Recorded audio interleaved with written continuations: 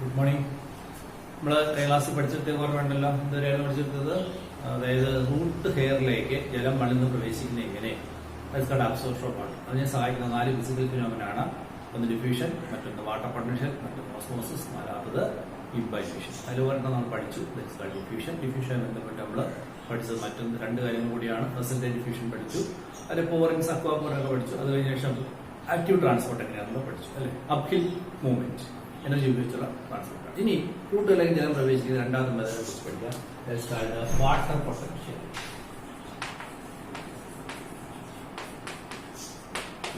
denoted by the letter psi w. Psi w എന്ന ചിഹ്നം ഉപയോഗിച്ചാണ് നമുക്ക് സാധാരണ വാട്ടർ പൊട്ടൻഷ്യൽ ഉണ്ടാകുന്നത്. സെന്റിമീറ്റർ എന്ന് പറഞ്ഞു കഴിഞ്ഞാൽ അത് നീളത്തെ പ്രതിനിധീകരിക്കുന്നത് പോലെയാണ് വാട്ടർ പൊട്ടൻഷ്യൽ പ്രതിനിധീകരിക്കുന്നത് psi w. എന്താണ് water potential? Kinetic energy of water.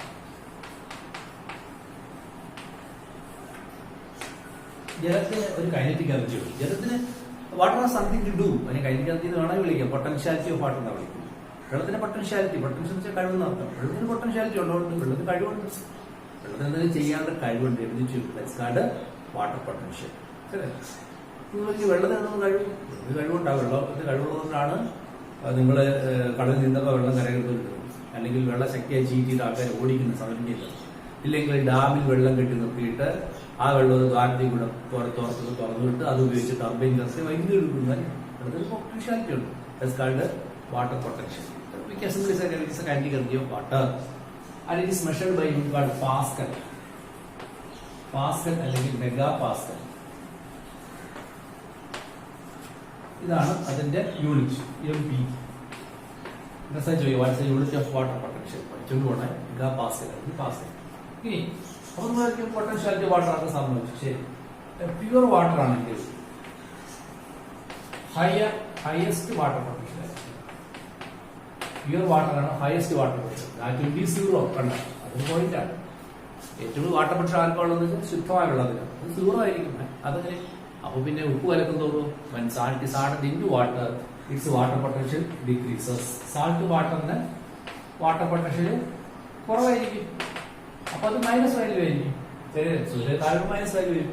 ഒരു എക്സാമ്പിൾ പറഞ്ഞാൽ 1 molar solution of sodium chloride, അതായത് 1 മോളാർ സൊല്യൂഷൻ സോഡിയത്തിന്റെയും ക്ലോറിന്റെയും മോളാർ വാല്യൂ അനുസരിച്ചുള്ള ഗ്രാം എടുത്ത് അത്രയും 1 ലിറ്റർ വെള്ളത്തിൽ അത് ഉപ്പ് കലക്കിയെടുത്ത് ഏകദേശം 38 ഗ്രാം ആണെന്ന് എനിക്ക് തോന്നുന്നു കലക്കുക. അതിന്റെ വാട്ടർ പ്രഷർ -2.3 ആയിരിക്കും.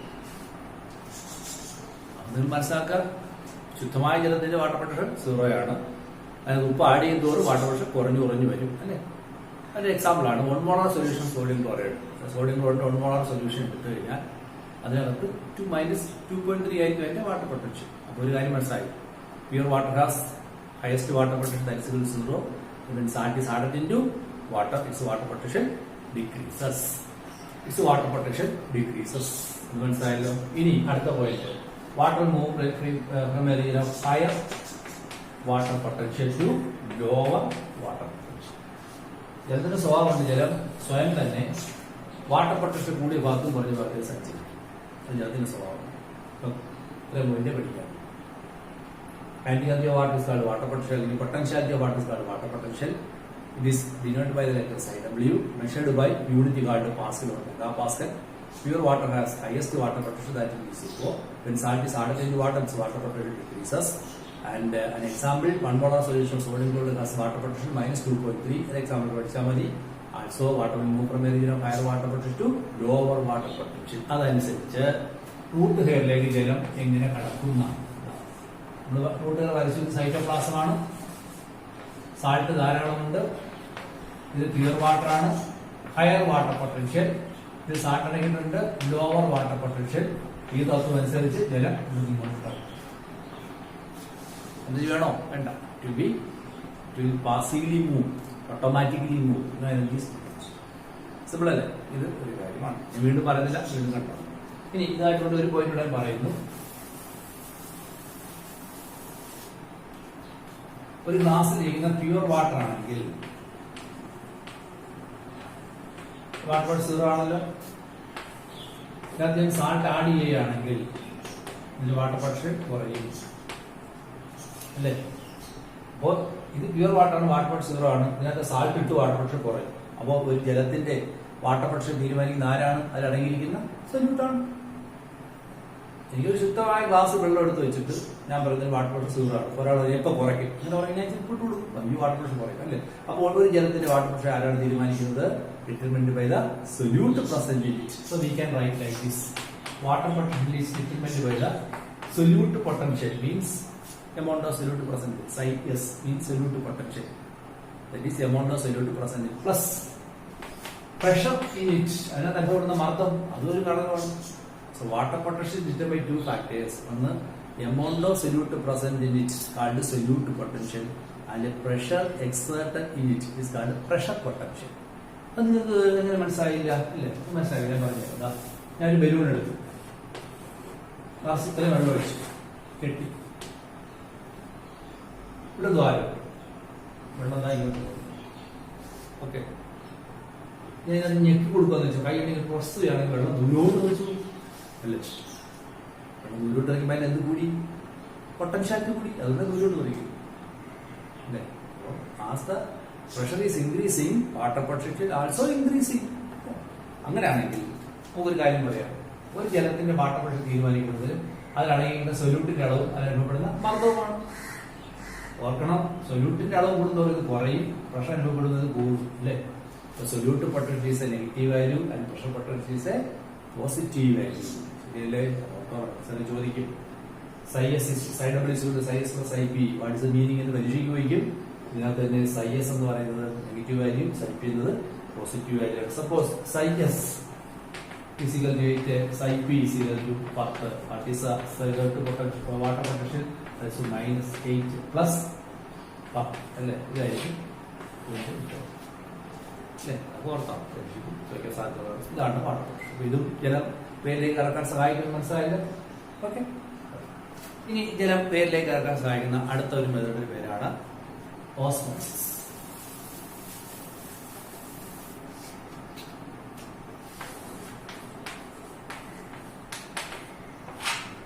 ഓസ്മോസിസ് ബുദ്ധിവ്യാപനം എന്നൊക്കെ പഠിച്ചിട്ടുണ്ടായിരിക്കും അല്ലേ.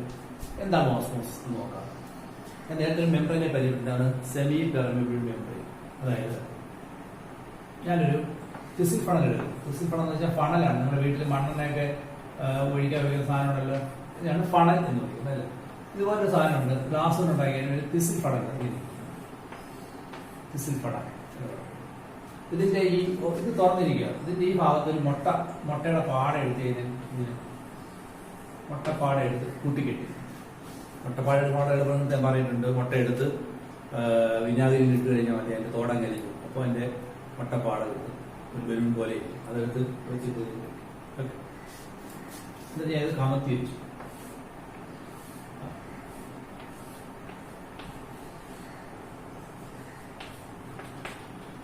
ഇതിനകത്ത് ഞാൻ ഷുഗർ സൊല്യൂഷൻ ഒഴിച്ചു, സാൾട്ട് വാട്ടർ.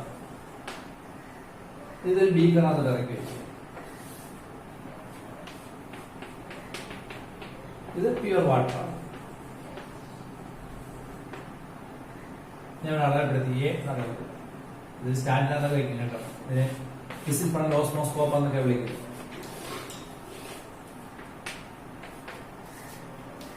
ഇതിൽ വെച്ചു. അപ്പൊ ഞാൻ എന്താ ചെയ്തിരിക്കുന്നത്, ഇവിടെ ഇതൊരു സൊല്യൂഷൻ, ഇതൊരു സൊല്യൂഷൻ. ഇത് പ്യുവർ വാട്ടർ, ഇത് സാൾട്ട് വാട്ടർ. രണ്ട് നമ്മൾ സെപ്പറേറ്റ് ചെയ്തിരിക്കുന്നത് സെമി പെർമിബിൾ മെംബ്രെയിൻ ഉണ്ടാക്കാണല്ലോ. Semi permeable membrane. What is the semi-permeable membrane? It will allow the passage of solvent, not the solutes. അല്ലേ, പഠിച്ചല്ലേ? സോൾവെന്റിനെ കടത്തുള്ളൂ, അതായത് വെള്ളത്തെ കടത്തുള്ളൂ അല്ലേ. ഇവിടെ നമുക്ക് കുറെ കഴിയുമ്പോൾ കാണാം ഈ ജലനിരപ്പിലൂടെ എയിൽ നിന്നും ബിയിലേക്ക് ഉയർന്നതായിട്ട് കാണാം. ഇത്ര ഭാഗം ഉയർന്നു.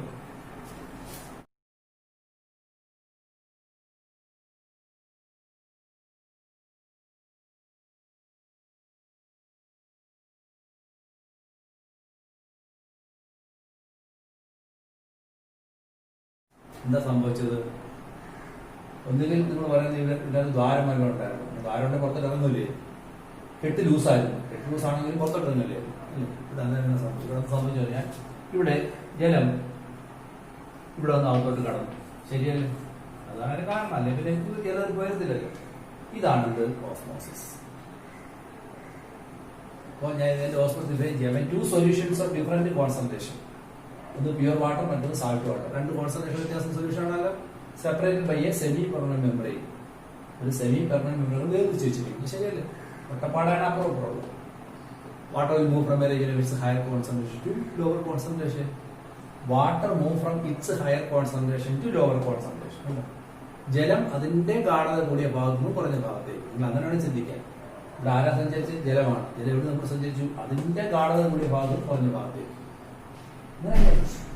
ഇതല്ലേ ഗാഢത കൂടിയ സൊല്യൂഷൻ, ഈ ഗാഢത കുറഞ്ഞ സൊല്യൂഷൻ അല്ലെ? ഞാൻ പറഞ്ഞെന്താണ്? ജലം അതിന്റെ ഗാഢത കൂടിയ പ്രദേശത്തു നിന്നും കുറഞ്ഞ ഭാഗത്തേക്ക്. Water move from a region of its higher concentration to lower concentration. ഞാൻ രണ്ട് പടം വരയ്ക്കാം. ഇത് 2 ഗ്ലാസ് വെള്ളം, ഇത് 10 ഗ്രാം സാൾട്ട്, ഇതിൽ 20 ഗ്രാം സാൾട്ട്. 10 ഗ്രാം സാൾട്ട്, ഇതിൽ 20 ഗ്രാം സാൾട്ട്. ഏതാണ് ഗാഢത കൂടിയ സൊല്യൂഷൻ? ഇതാണ് ഹയർ കോൺസെൻട്രേറ്റഡ് സൊല്യൂഷൻ. ഇതാണ് അല്ലെ?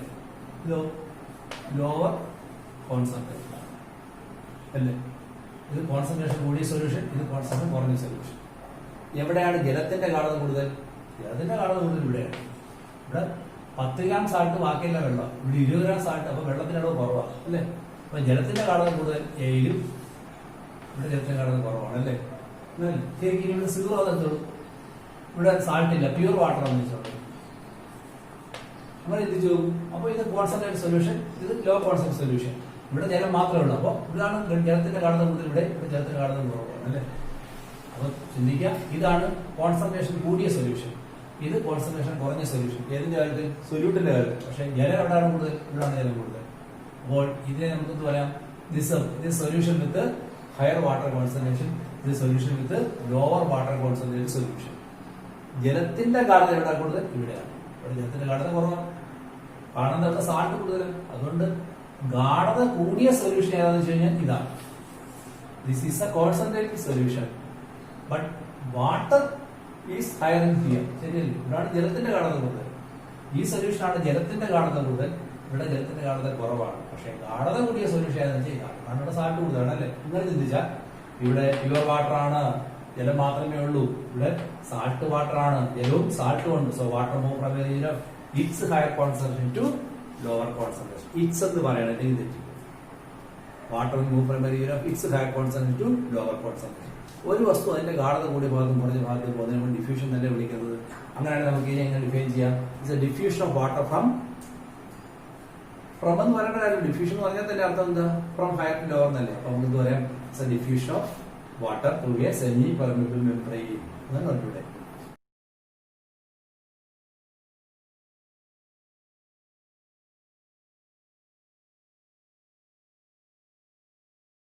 ഓസ്മോസിനെ രണ്ടായിട്ട് ഡിഫൈൻ ചെയ്യും.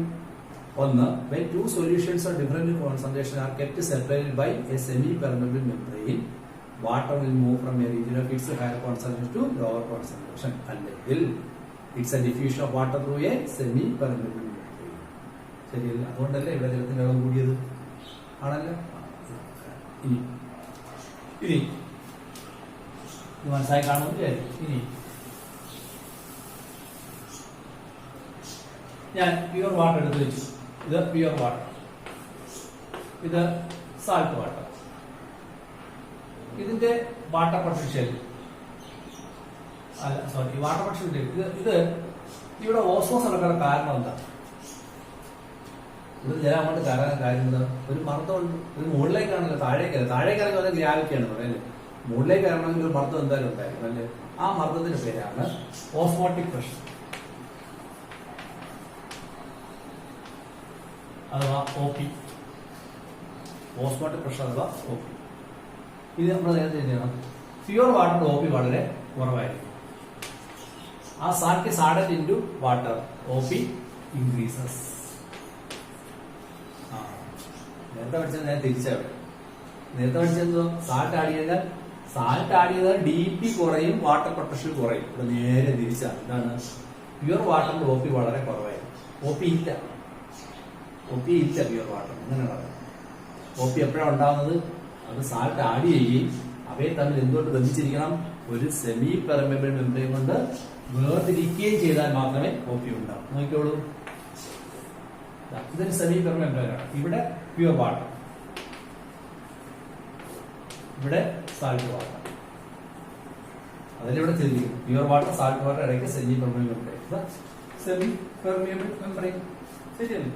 അപ്പൊ ഇത് പ്യുവർ വാട്ടർ ആണ്, ഇത് സാൾട്ട് വാട്ടർ, ഇടയ്ക്ക് സെമി പെർമനന്റ് മെംബ്രെയിൻ. ഇത് പ്യുവർ വാട്ടർ ആണ്, സാൾട്ട് വാട്ടർ, ഇടയ്ക്ക് സെമി പെർമനന്റ് മെംബ്രെയിൻ. അങ്ങനെ വരുമ്പോൾ ഇവിടെ ഒന്നും ജലം അങ്ങോട്ടല്ലേ കടന്നത് ആണല്ലോ, ശരിയല്ലേ? അപ്പൊ എന്താ കാര്യം?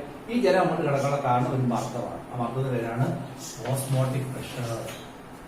ഓക്കെ, അപ്പൊ അടുത്ത ഒരു ഓസ്മോട്ടിക് പ്രഷർ ഇവിടെ എവിടെ ഉണ്ടായത്? ഇവിടെയാണോ ഇവിടെയാണോ? അല്ല, ഓസ്മോട്ടിക് പ്രഷർ ഉണ്ടായത് ബിയിലാണ്. What is osmotic pressure? Osmotic pressure ഇവിടെ ബിയിലാണ് ഉണ്ടായത്, എയിലല്ല. എന്താ ഞാൻ പറയാം? ഓസ്മോട്ടിക് പ്രഷർ എന്ന് പറഞ്ഞു കഴിഞ്ഞാൽ when A solution is kept separate by a semi-permeable membrane from pure water. ഒരു സൊല്യൂഷനെ പ്യുവർ വാട്ടറിൽ നിന്ന് ഒരു സെമി പെർമനന്റ് മെംബ്രെയിൻ വേർതിരിച്ച് വെച്ചിരുന്നാൽ a hydrostatic pressure will develop inside the solution. ഇങ്ങനെ വെച്ചിരുന്നാൽ ഇതിനകത്തൊരു പ്രഷർ ഉണ്ടാകും. ആ പ്രഷർ പേരാണ് osmotic pressure. So what is osmotic pressure? It is a pressure develop inside the solution when it is kept separate by a solvent by a semi permeable membrane. അതായത് ഇതൊരു solution ആണ്, salt water ആണ്, ഇതൊരു solvent ആണ്, pure water ആണ്. അപ്പൊ ഈ salt water എന്ന് പറഞ്ഞ സൊല്യൂഷനെ പ്യുവർ വാട്ടർ എന്ന് പറഞ്ഞ സോൾവെന്റുമായിട്ട് ഒരു സെമി പെർമനന്റ് മെംബ്രെയിൻ കൊണ്ട് വേർതിരിച്ച് വെച്ചിരുന്നാൽ സൊല്യൂഷനകത്ത് ഉണ്ടാകുന്ന പ്രഷറിനെ വിളിക്കുന്നവരാണ് ഓസ്മോട്ടിക് പ്രഷർ. വീണ്ടും ശ്രദ്ധിച്ച് കേൾക്കണം. Osmotic pressure is a pressure developed inside the solution when it is kept separate from a solvent by a semi permeable membrane. മനസ്സിലായല്ലോ? അതായത് ഈ സാൾട്ട് വാട്ടറിനെ ഈ പ്യുവർ വാട്ടറുമായിട്ട് സെമി പെർമനന്റ് മെംബ്രെയിൻ വേർതിരിച്ച് വെച്ചിരുന്നാൽ സാൾട്ട് വാട്ടറിനകത്ത് ഉണ്ടാകുന്ന മർദ്ദത്തോടിയ പേരാണ് ഓസ്മോട്ടിക് പ്രഷർ. അപ്പൊ നമ്മൾ ചോദിക്കും, ഇവിടെ വെള്ളമില്ലെന്ന് വെച്ചോളൂ, നോപ്പി ഉണ്ടോ? ഇല്ല. ഇവിടെ വെള്ളമില്ലെങ്കിൽ നോപ്പി ഇല്ല. കാരണം എന്താ? ഇവിടെ salt water, semi permanent membrane ഇതൊന്നും ഇല്ലല്ലോ, ഇല്ല. ഇപ്പൊ ഇതിനകത്ത് നോപ്പി ഉണ്ടോ? നോപ്പി. പക്ഷെ ഇതിനകത്ത് ഞാൻ വെള്ളം ഒഴിച്ചാൽ അപ്പൊ ഇതിനകത്ത് എന്തുണ്ടാവും? നോപ്പി. ഇതാ so what is osmotic pressure? It is a hydrostatic pressure developed inside the solution when it is kept separated from a pure water or solvent by a semi permeable membrane. അല്ലേ? അപ്പൊ നിങ്ങൾ മനസ്സിലാക്കാൻ സാധിക്കണം, ഇവിടെ OP ഉണ്ട്, ഇവിടെ OP ഇല്ല, ഇവിടെ ഉണ്ടായത്. അങ്ങനെ ഇവിടെ ജലം അങ്ങോട്ട് സഞ്ചരിക്കുന്നത് കാണാമല്ലോ. അപ്പൊ ജലം ഇവിടെ അങ്ങോട്ട് സഞ്ചരിക്കുന്നു. Water will move from low OP to high OP. ശരിയല്ലേ? Water move from low P to high OP. നേരത്തെ ചോദിച്ചത് water move from high DP to low DP, high water potential to low water potential. പക്ഷെ ഇവിടെ എന്താണ്? Water move from low P to high OP. മനസ്സിലായല്ലോ? ഓസ്മോസ് മനസ്സിലായി, osmotic pressure മനസ്സിലായി, ജലം നമ്മോട് സഞ്ചരിക്കുന്നു മനസ്സിലായി. ഈ പടം പുസ്തകത്തിലുള്ളതാണ്, ഇത് പരീക്ഷയ്ക്ക് വരാൻ സാധ്യതകളാണ് കുറച്ച്. ഓക്കെ, സംശയം ഉണ്ടെങ്കിൽ നമ്മൾ വീണ്ടും ഡിസ്കസ് ചെയ്യും. കാണുന്നത് നമ്മൾ ഇതിനെ പഠിച്ചത് നേരെ തിരിച്ചാണ്. ഇനി ഈ ഓസ്മോട്ടിക് പ്രഷർ ഡിഫൈൻ ചെയ്ത് കഴിഞ്ഞു. ഞാൻ നിങ്ങൾക്ക് ഒരു കാര്യം പറഞ്ഞു. ഓക്കെ, ഇവിടെ 5 ഗ്രാം സാൾട്ട്, ഇവിടെ സാൾട്ട് ഇല്ല, പ്യുവർ വാട്ടർ. ഈ OP DP വെച്ച് പറഞ്ഞു നോക്കൂ. ഇത് പ്യുവർ വാട്ടർ ആണ്. അപ്പൊ അതിനകത്ത് high DP, high water potential, low OP. ശരിയാണ്, പ്യുവർ വാട്ടർ ആണ്. അപ്പൊ സാൾട്ട് എന്തായിരിക്കും? Low DP, low water potential, high അല്ലേ?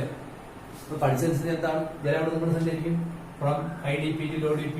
ശരി. From high water potential to low water potential. ശരിയാണ്. From low OP to high OP. അത് ശരിയല്ലേ?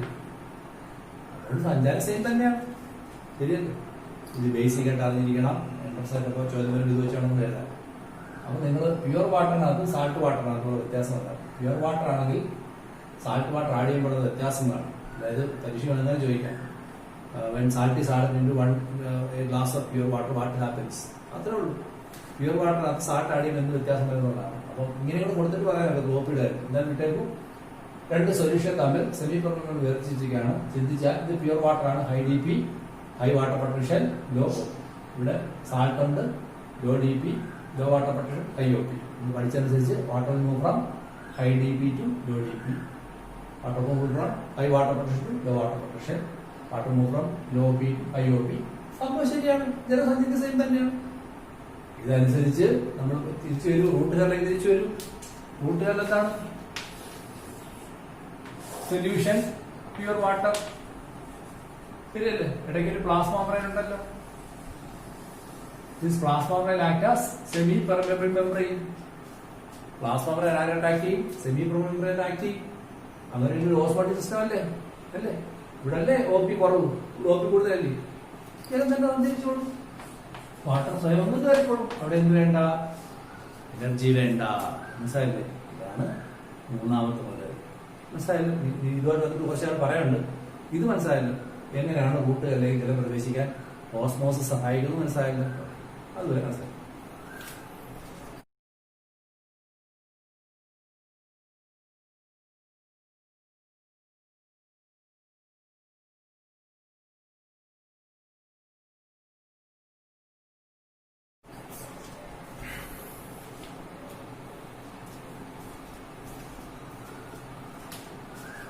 ഇനി നമുക്ക് വേറെ ചില കാര്യം പഠിക്കാം.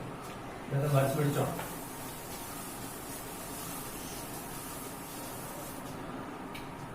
ഞാൻ നേരത്തെ വരച്ച ആ പോയിന്റിലേക്ക് വിട്ടോ. ഇത് സാൾട്ട് വാട്ടർ, ഇത് പ്യുവർ വാട്ടർ, ഇത് സെമി പെർമെബിൾ മെംബ്രെയിൻ. സ്വാഭാവികമായിട്ടും ഇവിടെ ഒ പി കൂടുതലാണ്. ഏതെന്ന സൊല്യൂഷൻ ഇവിടെ ഒ പി കൂടുതലാണ്. ജലം നമ്മൾ സഞ്ചരിക്കും. ശരിയല്ലേ? ഞാൻ ഇവിടുത്തെ പ്യുവർ വാട്ടർ എടുത്ത് മാറ്റി വെച്ചു. അപ്പൊ ഒ പി ഉണ്ടോ? ഇല്ല, ഒ പി ഇല്ല. ഒ പി എപ്പോഴും ഉണ്ടാകത്തുള്ളൂ. ഇതിനകത്ത് വെള്ളം ഒഴിച്ചാലും ഒ പി ഉണ്ടാകും. അപ്പൊ ഞാൻ ഈ സാൾട്ട് വാട്ടർ എടുത്ത് ഗ്ലാസ്സിലേക്ക് വെച്ചിട്ട് പറയാണ്, ഈ സാൾട്ട് വാട്ടറിനെ ഒരു ഗ്ലാസ്സിലേക്ക് മാറ്റി. ഇതൊരു ഐസൊലേറ്റഡ് സൊല്യൂഷൻ അല്ലേ? ഇതിനകത്ത് ഒ പി ഉണ്ടോ? ഇല്ല. എപ്പോഴും ഒ പി ഉണ്ടാവും. ഇതുപോലെ സിസ്റ്റം ഉണ്ടാക്കി വെച്ചാലും ഒ പി ഉണ്ടാകും. അപ്പോ ഇവിടെ ഒ പി ഇല്ല. ആ isolated solution no O P. ശരിയാണല്ലോ? പക്ഷെ അങ്ങനെ പേരുണ്ട്. അത് ഒ പി ഉണ്ടോ എന്ന് ചെയ്യില്ല. പക്ഷെ ഒ പി ഉണ്ട്. ഒരു നെഗറ്റീവ് ഒ പി ഉണ്ട്, മൈനസ് ഒ പി ഉണ്ടെന്ന് പറയാം. ആ isolated solution as A minus O P. നിങ്ങൾ ചോദിക്കണം 100 രൂപ ഉണ്ടോ? നിങ്ങൾ പറയാം 100 രൂപ ഉണ്ട്. അപ്പൊ ഞാൻ പറഞ്ഞു നിന്റെ കയ്യിൽ 100 രൂപ ഉണ്ട്, നിന്റെ കയ്യിൽ ഒരു മൈനസ് 100 രൂപ ഉണ്ട്. അങ്ങനെ നീ പറഞ്ഞില്ല. ഞാൻ 100 രൂപ ഉണ്ടോ? എന്റെ 100 രൂപ ഇല്ല. ഞാൻ ഉണ്ട്, എന്റെ കയ്യിൽ മൈനസ് 100 രൂപ എന്ന് പറഞ്ഞില്ല. തത്വത്തിന് ശരിയാണല്ലേ? ഇല്ലാത്തത് ഞാൻ മൈനസ് വിളിക്കാൻ. അങ്ങനെയാണെങ്കിൽ ഒ പി ഉണ്ടെന്നില്ല. പക്ഷെ ഉണ്ട്, ഒരു മൈനസ് ഒ പി ഉണ്ട്. ഓ ശരി, അതിനെ വിളിക്കുന്ന പേരാണ് ഓസ്മോട്ടിക് പൊട്ടൻഷ്യൽ.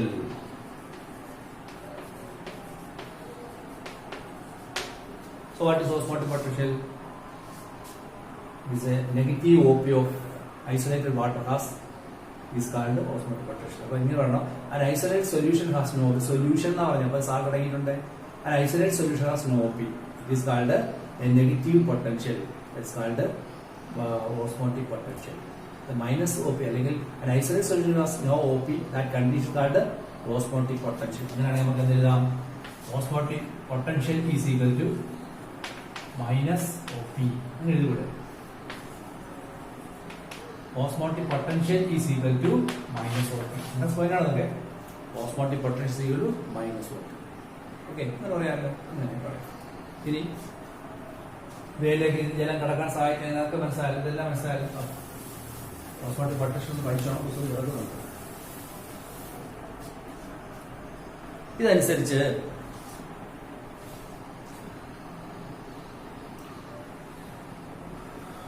ഓക്കെ, ഇതനുസരിച്ച് നമുക്ക് ഒരു 3-4 സെല്ലിനെ എടുത്ത് അങ്ങോട്ട് കിട്ടുന്നത് 3-4 സൊല്യൂഷനെ കുറിച്ച് പഠിക്കും. There are some solutions we have to study. See, ഇതൊരു സെല്ലാണ്. ഇതൊരു പ്ലാന്റ് സെല്ലാണ്. ഇതിനകത്തൊരു 10 യൂണിറ്റ് സാൾട്ട് ഉണ്ടെന്ന് വെച്ചോളൂ. 10 യൂണിറ്റ് സാൾട്ട് ഉണ്ട്. ഇതിനെ ഞാൻ എടുത്തൊരു സൊല്യൂഷൻ ആകുന്നത്. ഇതൊരു സൊല്യൂഷനാണ്. ഇതിനെ ഒരു സൊല്യൂഷൻ ആകുന്നത്. ഈ സൊല്യൂഷനകത്ത് 10 യൂണിറ്റ് സാൾട്ട് ഉണ്ട്.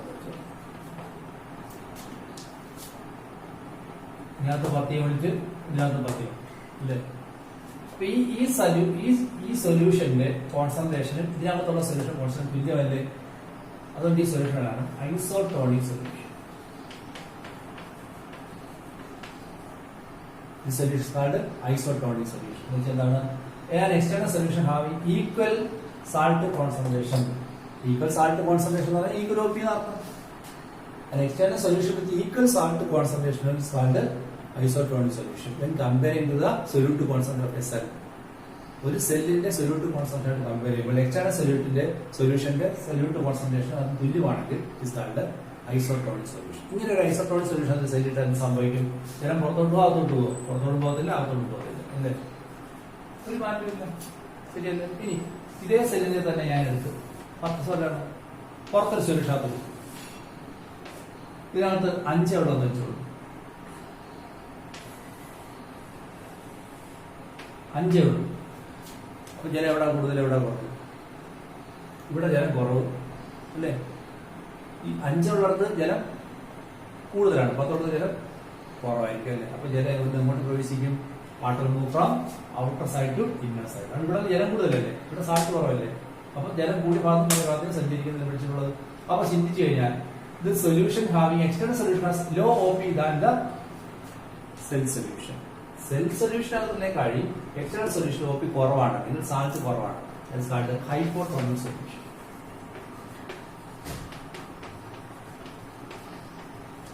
What is hypotonic solution? A solution having lower OP or lower solutive concentration than cell solution is called hypotonic solution. ഇവിടെ 5 ഉള്ളൂ, അപ്പൊ ജലം കൂടുതലല്ലേ? ഇവിടെ 10 ഉണ്ട്, അപ്പൊ ജലം കുറവല്ലേ? അപ്പൊ ജലം ഇവിടെ അല്ലേ കൂടുതൽ, ഇവിടെ ജലം കുറവല്ലേ? അതായത് ഇവിടെ സൊല്യൂട്ട് കൂടുതൽ, ഇവിടെ സൊല്യൂഷൻ കുറവല്ലേ? സൊല്യൂട്ട് കുറവല്ലേ? അങ്ങനെയാണ്. അപ്പോൾ ഇതിനേക്കാൾ കുറഞ്ഞ OP ആയിരിക്കും ഇവിടെ, അല്ലെങ്കിൽ ഇതിനേക്കാൾ കുറഞ്ഞ സാൾട്ടാണ് ഇവിടെ. അതിനാണ് എന്ത്? Hypotonic solution. ഈ solution has low OP or low solutive concentration than cell solution is called hypotonic solution. ഈ ഒരു അവസ്ഥയിൽ ഈ സെന്റൻസ് സംഭവിക്കും.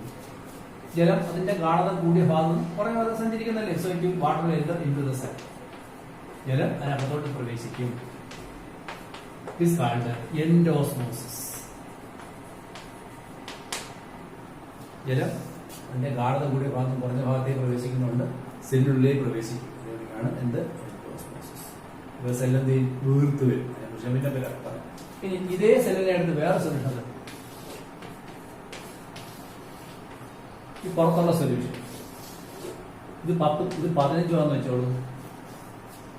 ഇതിനേക്കാൾ OP കൂടുതലാണ് ഇവിടെ, അല്ലേ? ഇതിനേക്കാൾ സൊല്യൂട്ട് കൂടുതലാണല്ലേ? And external solution has higher salt concentration or osmotic pressure than the cell solution is called hypertonic solution. Hypertonic solution. A solution having higher OP or higher salt concentration than cell solution is called hypertonic solution. ഇവിടെ 10 ആണ്, ഇവിടെ 15 ആണ്, അല്ലേ? അപ്പൊ ജലം ഇവിടെ നമ്മൾ സഞ്ചരിക്കും, ഇതൊന്ന് പുറത്തേക്ക് പോകും, ശരിയല്ലേ? is called exosmosis. Exosmosis. When a cell is put in a hypertonic solution, water will move from the cell to the outside. It's called exosmosis. This is endosmosis. This is exosmosis. So this is called isotonic solution. This is called hypotonic solution. This is called hypertonic solution. Hypo. What happens when a cell is put in a hypotonic solution? Water will enter into the cell. It's called endosmosis. What happens when a cell is put in a hypertonic solution? Water will move from the cell to the outer solution. It's called exosmosis. ഇത് പഠിക്കാൻ നിങ്ങളൊരു കാര്യമുണ്ട്. ഉപ്പിലിട്ട മാങ്ങയ്ക്ക് എന്ത് സംഭവിക്കും? പഠിച്ചു വെച്ചാൽ ഈസിയാണ്. മാങ്ങ എടുത്ത് ഉപ്പിലിടുമ്പോൾ ഉപ്പ് വെള്ളത്തിൽ ഇടുന്നത്, അല്ലേ? മാങ്ങയ്ക്കുള്ളിനേക്കാൾ കൂടുതലാണെന്ന് സാൾട്ട് ഉപ്പ് വെള്ളത്തിൽ. സാൾട്ട് മാങ്ങ ചുളുങ്ങും. അപ്പോൾ ഈ സെല്ലിന്റെ മാങ്ങയുടെ സെല്ലിന്റെ ഇടയ്ക്കുള്ള സെല്ലാത്തുള്ള സൈറ്റോപ്ലാസം പുറത്ത് തുടങ്ങി, അല്ലെങ്കിൽ സെല്ലിന്റെ സെല്ലുള്ള സൊല്യൂഷൻ പുറത്തോട്ട് മാങ്ങ ചുളുങ്ങാണ് ചെയ്യുന്നത്, അല്ലേ? അതാണ് ഇത് മനസ്സിലോർത്താണ്. ഉപ്പിലിട്ട മാങ്ങ ചുളുങ്ങുന്നു, വെള്ളം പുറത്തേക്കാണ് പോകുന്നത്. അപ്പോൾ എക്സോസ്മോസ് ആണ്, ഉപ്പ് വെള്ളം കൂടുതലാണ്. അപ്പോൾ ഹൈപ്പർട്ടോണിക് സൊല്യൂഷൻ. അപ്പോൾ ഹൈപ്പർട്ടോണിക് സൊല്യൂഷൻ അത് എക്സോസ്മോസ് നടക്കുമെങ്കിൽ ഹൈപ്പർട്ടോണിക് സൊല്യൂഷൻ എൻഡോസ്മോസ് നടക്കുന്നത്. അല്ലെ? നിങ്ങൾ പിന്നെ സോപ്പ് ഉപയോഗിച്ച് തുണി കഴുകിയിട്ടുണ്ടോ? കൈ ചുളുങ്ങല്ലേ ചെയ്യുന്നത്? സോപ്പ് ഉപയോഗിച്ച് തുണി കഴിയുമ്പോൾ കൈയൊക്കെ ചുളുങ്ങില്ലേ? സോപ്പ് ഉപയോഗിച്ച് തുണി കഴിയുമ്പോൾ സോപ്പ് വെള്ളത്തിനകത്ത് കഴുകുകയാണ്, പുറത്തേക്ക് പോകണം, അല്ലേ? വായിലൊക്കെ പല്ല് വേദന വന്നിട്ട് നീരൊക്കെ വരുമ്പോൾ ഉപ്പുവെള്ളം ചൂടാക്കി ഇങ്ങനെ വായിങ്ങനെ ഹോതാക്കി ഉപ്പൊക്കെ നീര് കുറയ്ക്കില്ലേ? അല്ലെങ്കിൽ കൈ വീണു, കയ്യിൽ നീര് പറ്റി, ഉപ്പുവെള്ളം ചൂടാക്കി കഴിയുമ്പോൾ നീര് പറ്റില്ലേ? അതെല്ലാം തന്നെ എന്താണ്? എക്സോസ്മോസിസ് ആണ്. അതായത് മാങ്ങ ചുളുങ്ങുന്നത്, അതുപോലെ നീരുള്ള ഭാഗത്ത് ചൂടുവെള്ളം ഒഴിക്കുന്നത്, അല്ലെങ്കിൽ സോപ്പിട്ട് കൈ കഴുകുക, കൈകൾ ചുളുങ്ങുന്നത്, കടൽവെള്ളത്തിൽ കുളിച്ചാൽ കടൽവെള്ളത്തിൽ കുളിച്ചിട്ടുണ്ടോ? കടൽവെള്ളത്തിൽ കുളിച്ചിട്ടുമ്പോഴത്തേക്ക് ശരീരം എല്ലാം വെച്ച് ചുളുങ്ങി അല്ലേ? ഇതൊക്കെ എന്താണ് എക്സോസ്മോസിന്റെ പ്രാക്ടിക്കൽ ആപ്ലിക്കേഷൻസ്. എൻഡോസ്മോസിന് എക്സാമ്പിൾസ് ഉണ്ട്. മുന്തിരിങ്ങ വെള്ളത്തിനകത്തിട്ട് ഉണക്കമുന്തിരിങ്ങ വെള്ളത്തിട്ട് വീർത്ത് വരും അല്ലേ? ഉണക്കമുന്തിരിക്ക ശുദ്ധ എന്താതിട്ട് ഈ കിസ്മിസ് എന്ന് പറയുന്ന സാധനമൊക്കെ ഉണ്ടല്ലോ, അതല്ല ഉണക്കമുന്തിരിങ്ങ. കിസ്മിസ് എന്ന് പറയുന്നത് വേറെ സാധനമാണ്, പായസത്തിൽ ആ സാധനം. അതെടുത്ത് നിങ്ങൾ വെള്ളത്തിൽ വീർത്ത് വരും. അതെന്താണ്? അത് എൻഡോസ്മോസ് ആണ്. ഓക്കെ. അതുപോലെ നിങ്ങൾ പിന്നെ കുളത്തിലേക്ക് ഇറങ്ങി വിളിച്ചിട്ടുണ്ട്. നാട്ടും പുറത്ത് കുളത്തിലേക്ക് കുളിച്ചിട്ടുണ്ടോ? കുളത്തിലേക്ക് കുളിച്ചതിന് ശേഷം കണ്ണാടി വയ്ക്കുക, അവിടെ വീർത്തിരിക്കുന്നതാണ്. കടലിൽ കുളിച്ച് കഴിഞ്ഞാൽ ചുളുങ്ങും, ശുദ്ധജലത്തിൽ കുളിച്ച് കഴിഞ്ഞാൽ അതിന്റെ പ്രശ്നമാണ്. ഇത് ഓർക്കും. ഇനി ഇതിനെക്കുറിച്ചൊന്നും പറയുന്നില്ല. ഐസോട്ടോണിക് സൊല്യൂഷൻ ഇവിടെ അങ്ങോട്ട് പോകും. ഈ എൻഡോസ്മോസ് നടക്കുമ്പോൾ എന്ത് സംഭവിക്കും നമ്മൾ പറയും. ഈ സെല്ലാത്ത ജലം കയറുമ്പോൾ ഇതിനകത്ത് ഒരു മർദ്ദം കൂടും അല്ലേ? അപ്പൊ ഇതിനകത്ത് ജലം പ്രവേശിക്കുമ്പോൾ ഈ സെല്ല് വീർത്ത് വരേണ്ടതാണ്. പക്ഷെ ഇത് പ്ലാന്റ് സെല്ലാണ്, പൊട്ടതൊന്നുമില്ല. അപ്പൊ അതിനകത്തൊരു മർദ്ദം ഉണ്ടാകും. By the entry of water into the cell, there will develop a pressure inside the cell is called TP, target pressure. സെല്ലിനകത്തോട് ജലം പ്രവേശിക്കുമ്പോൾ ഒരു മർദ്ദം ഉണ്ടാകുള്ളൂ. ബസ്സിനകത്ത് ആൾക്കാർ കയറുമ്പോൾ ഞെരുക്കം ഉണ്ടാകും. Target pressure. ടാർഗറ്റ് പ്രഷർ എവിടെ അനുഭവപ്പെടുന്നത്? അതിന്റെ സെല്ലിന്റെ ഭിത്തിയിലാണ്. അപ്പൊ സെല്ലിന്റെ ഭിത്തിയിൽ അനുഭവപ്പെടുമ്പോൾ സെല്ലിന്റെ ഭിത്തി എന്ന് പൊട്ടിപ്പോകുന്നുണ്ട്. അത് തിരിച്ച് അതേ മർദ്ദം തിരിച്ചു പ്രയോഗിക്കും. ആ തിരിച്ചു പ്രയോഗിക്കുന്ന മർദ്ദത്തിലേക്കാണ് വാൾ പ്രഷർ. അപ്പോൾ turgor pressure is equal to wall pressure. നമ്മൾ ബസ്സിൽ കയറി ഞെരുക്കം എല്ലാം കൂടെ അനുഭവപ്പെടുമ്പോൾ അവസാനം ഞെരുക്കം എവിടെ തോന്നുന്നത്? അവർ ഇങ്ങനെ കയറിക്കൊണ്ടിരിക്കുക, ബസ് ഞെരുങ്ങി അവസാനം ഞെരുക്കമല്ല എവിടെ ഫീൽ ചെയ്യുന്നത്? ബസ്സിന്റെ ഭിത്തിയില് അല്ലേ? എല്ലാവരുടെയും തല്ലി ബസ്സിന്റെ ഭിത്തി കണ്ടുപിടിച്ചോണ്ടിരിക്കുകയാണ്. അപ്പൊ ബസ്സിന്റെ ഭിത്തി പൊളിയുന്നുണ്ടോ? ഇല്ല. എന്തുകൊണ്ടാണ്? അത് തിരിച്ച് ഇങ്ങോട്ട് മർദ്ദം പ്രയോഗിക്കുന്നത്. അതുകൊണ്ടാണ്. ഞാനിപ്പം ഈ ഡെസ്കിൽ ഇതിൽ അങ്ങോട്ട് തള്ളി എന്തോ അനങ്ങാതെന്ന് വെച്ചാൽ അതേ മർദ്ദം ഇങ്ങോട്ട് പ്രയോഗിക്കും. അച്ഛൻ തുണിയുടെ കറക്റ്റാണെങ്കിൽ അങ്ങോട്ട് തള്ളി കഴിഞ്ഞാൽ അതങ്ങോട്ട് പോകും, അതിന് ബലം പോകും.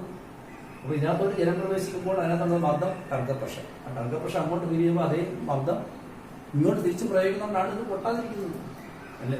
നമ്മളൊരു മുറിയുടെ ഭിത്തി പിടിച്ച് അങ്ങോട്ട് തള്ളപ്പോൾ എന്താണ് ഭിത്തി പൊളിയാത്തത്? നിങ്ങൾ എത്രത്തോളം തരുന്നോ അതേ മർദ്ദം ഇങ്ങോട്ട് പ്രയോഗിക്കുന്നുണ്ട്. അത് ഇങ്ങോട്ട് പ്രയോഗിക്കാൻ കഴിവില്ലെങ്കിൽ അത് പൊളിഞ്ഞു. നിങ്ങളൊരു പനം കൊണ്ടുണ്ടാക്കിയ ഒരു ഭിത്തി കൊണ്ട് തള്ളുക, ഓല കൊണ്ടുണ്ടാക്കിയ ഭിത്തി പോയി തള്ളുവാണെങ്കിൽ അത് പൊളിഞ്ഞു. കാരണം അത് തിരിച്ച് പ്രയോഗിക്കാൻ കഴിവില്ല. അതുപോലെയാണ്.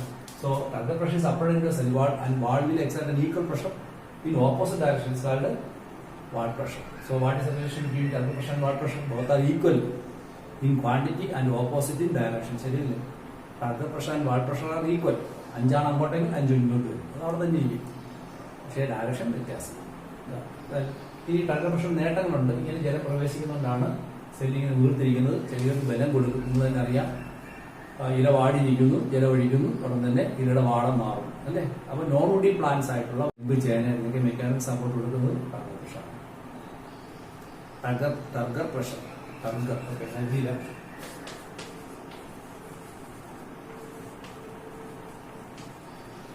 Target pressure provide mechanical support to non woody plants like banana, colocasia, etcetera etcetera. Then what is wall pressure? Wall pressure. Wall pressure. ഭിത്തി പ്രയോഗിക്കുന്നതാണ്. So equal and opposite pressure exerted by the cell wall against the target pressure. മനസ്സിലായല്ലോ? ഇനി ഇതിലേക്ക് വരാം.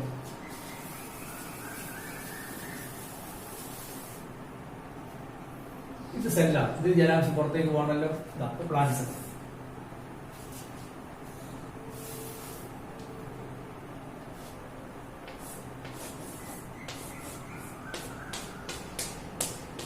പ്ലാന്റ്സിൽ ജലാംശം പുറത്തേക്ക് പോകുമ്പോഴത്തേക്കും ഇതിനകത്തുള്ള cytoplasm ചുരുങ്ങുന്നതാണ്. ജലം പുറത്തേക്ക് പോയില്ലേ? അപ്പോൾ the beginning of the shrinkage of the protoplasm, അതായത് ഇത് പ്ലാസ്മ മെംബ്രേനാണ്, ഇത് PM. പ്ലാസ്മ മെംബ്രേൻ ഉൾപ്പെടെയാണ് ഇത് ചുരുങ്ങുന്നത്. അങ്ങനെ ചുരുങ്ങുന്ന ഈ അവസരമാണ് പ്ലാസ്മോളിസിസ്. The beginning of the shrinkage of the protoplasm due to the exosmosis is called plasmolysis. And incipient plasmolysis is called incipient plasmolysis. ഒരു പാത്രത്തിനകത്ത് ഒരു ബലൂൺ വെച്ച് ഒരു കലത്തിനകത്ത് ബലൂൺ ഇട്ടതിന് ശേഷം ബലൂൺ വീർപ്പിച്ചു. ഓക്കെ, അപ്പോൾ അത് കലത്തിനെ ഭിത്തി ഞെരുങ്ങിയിരിക്കുകയാണ്. അപ്പോൾ കടത്തിന്റെ ഭിത്തി ഒരു സെൽവാളായിട്ട് ബലൂണിനെ പ്ലാസ്മ കണക്കാക്കും. എന്നിട്ട് കുറച്ച് കഴിഞ്ഞ് ബലൂണിന്റെ കാറ്റ് കുറേശ്ശെ കഴിച്ചുവിട്ടാൽ കടത്തിന്റെ ഭിത്തി ചുടുമോ? ഇല്ല. പക്ഷേ ഈ ബലൂണിന്റെ ഭിത്തി മാത്രമേ ചുടുന്നുള്ളൂ. അതേപോലെയാണ് ജലാംശം ഇങ്ങനെ പുറത്തേക്ക് വന്ന ഫലമായിട്ട് ചുരുങ്ങി തുടങ്ങും. ഇതാണ്ട് പ്ലാസ്മോളിസിസ്. കുറച്ച് കഴിയുമ്പോൾ അത് സംഭവിക്കും. സെൽവാളിന് മാറ്റമൊന്നുമില്ല. അവിടെ സെൽവാൾ തന്നെ ഇരിക്കും. കുറെ കൂടെ ചുരുങ്ങി കണ്ടിങ്ങനെ ഫ്ലാസിഡ് കണ്ടീഷൻ. ഫ്ലാസിഡ് ആകും. കുറെ കൂടെ ചൂടും. ജലാംശം കുറേ സൈറ്റോപ്ലാസം എല്ലാം നമ്മുടെ സൈറ്റോപ്ലാസം ആക്ച്വലി ഇത് ഇവിടെ ന്യൂക്ലിയസ് ഉണ്ട്, ഇത് സൈറ്റോപ്ലാസം ഉണ്ട്, ഇത് പ്ലാസ്മ. പ്രോട്ടോപ്ലാസം എന്നാണ്. Protoplasm. What is protoplasm? Cytoplasm, nucleus and plasma membrane. All together is called protoplasm. Protoplasm ചുളുങ്ങി തുടങ്ങുന്ന അവസ്ഥ. That's called plasmolized condition. It's also called as incipient plasmolysis. The shrinkage of the protoplasm due to the beginning of exosmosis is called plasmolysis. Okay. Plasmosis leading to the flaccid condition. കുറെ കൂടെ ജലാംശങ്ങൾ നഷ്ടപ്പെട്ടു കഴിഞ്ഞാൽ ചുളുങ്ങി വരും. കുറെ കൂടെ സംഭവിക്കുന്നു. കുറെ കൂടെ സംഭവിക്കുന്നതാണ് ജലാംശം മുഴുവൻ നഷ്ടപ്പെട്ടു. ഇതാണ് ചുരുണ്ടുകൂടിയായിരിക്കും. ഈ അവസ്ഥയിൽ എന്ത് ഡെത്ത്, സെൽ ഡെത്താണ്. Plasmolysis leading to flask condition leading to death. ഇങ്ങനെ സംഭവിക്കും. ഒരു ക്യാൻസർ എടുത്തെങ്കിൽ ഉൾക്കൊള്ളാൻ പറ്റു കഴിഞ്ഞാൽ കുറെ കൂടെ ചത്തു. എങ്ങനെ ചത്തുവന്ന് ഇതാണ് ജീവനുള്ള സെല്ലുകളാണ് ജലാംശം നഷ്ടപ്പെട്ട് അത് പ്ലാസ്മൈസ്ഡ് ആയി പിന്നെ ഫ്ലാസ്ക് കണ്ടീഷൻ ലീഡിംഗ് ടു പടം മനസ്സിലുണ്ട്. ആ പടം എടുത്തിരുന്നുണ്ട്, പഠിച്ചോ. ഇനി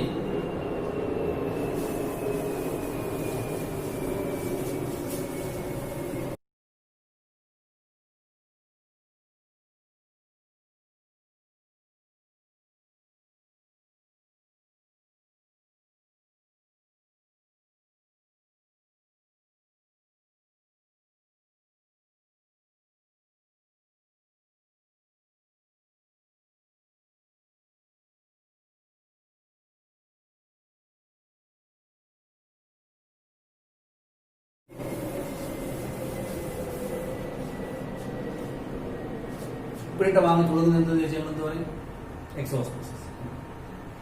ആ സോപ്പ് വെള്ളത്തിൽ തുണി ചെയ്യുമ്പോൾ കൈയിൽ ചുളുന്നത് ശരീരത്തിലെ സെല്ലിന്റെ ഇടയിൽ നിന്നൊക്കെ ജലം പുറത്തു കൊണ്ടുവരണം.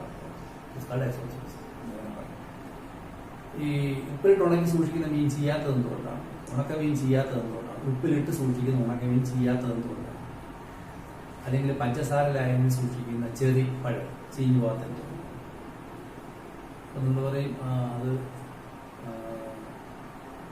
എന്തായാലും സംഭവം ആരാണ്? നിങ്ങൾ ജലാംശം പുറത്തേക്ക് പോകുന്നതാണ് മാങ്ങ അല്ല ഉണക്കമീൻ ചെയ്യാത്തത് ആണോ? ജലാംശം പുറത്ത് ഉണക്കിയാണ് അവൻ പൊട്ടിക്കുന്നത്. എന്തായാലും കാരണം ആരാണ് ചീയിക്കുന്നത്? ചീയിക്കുന്നത് ബാക്ടീരിയകളാണ് അല്ലെങ്കിൽ ഫംഗസുകളാണ് അല്ലേ? ഉപ്പ് വെള്ളത്തിൽ കിടക്കുന്ന ഫംഗസ് ബാക്ടീരിയകൾ സംഭവിക്കും. ഒരു ബാക്ടീരിയ ഉപ്പ് വെള്ളത്തിൽ ഇട്ട് കഴിഞ്ഞാൽ അങ്ങനെ ജലാംശം പുറത്തേക്ക് പോയിട്ട് അത് ചുരുങ്ങി ചത്തു. സോ ബാക്ടീരിയ എന്നോട് സർവൈവിങ് ഹൈ സാൾട്ട് കണ്ടീഷൻ അല്ലേ? നമ്മൾ പഠിച്ചിട്ടുണ്ട് എന്താണ് സാൾട്ട് ചെയ്യുന്ന ബാക്ടീരിയ അത് വേറെ സാധാരണ കണ്ടീഷൻ. നമ്മുടെ കൂടെ ഉള്ള ബാക്ടീരിയ അലോഫൈൽസ് അല്ല, അതൊന്നും ഹൈ സാൾട്ട് ജീവിക്കാനുള്ളത്. അപ്പൊ ഉപ്പിലിട്ട് സൂക്ഷിച്ചാൽ ചെയ്യാത്തതിന് കാരണം ബാക്ടീരിയക്ക് അത് ജീവിക്കാൻ കഴിയാത്തതുകൊണ്ടാണ്. മനസ്സിലായോ? സോ സാൾട്ടഡ് ഫിഷ് അല്ല സാൾട്ടഡ് ഫിഷോ salted pickles do not decay due to the presence of high salty condition, and in that condition bacteria cannot survive due to the exosmosis. Exosmosis എന്ന് അവർ ശരീരത്തിൽ ജലാംശം നഷ്ടപ്പെട്ടവ ചത്തുപോകുന്നതുകൊണ്ടാണ് ഉണക്കി സൂക്ഷിക്കുന്ന ഉപ്പിലിട്ട മീനും മറ്റൊന്നും ചെയ്യാതെ ഇരിക്കുന്നത്. മനസ്സിലായല്ലോ?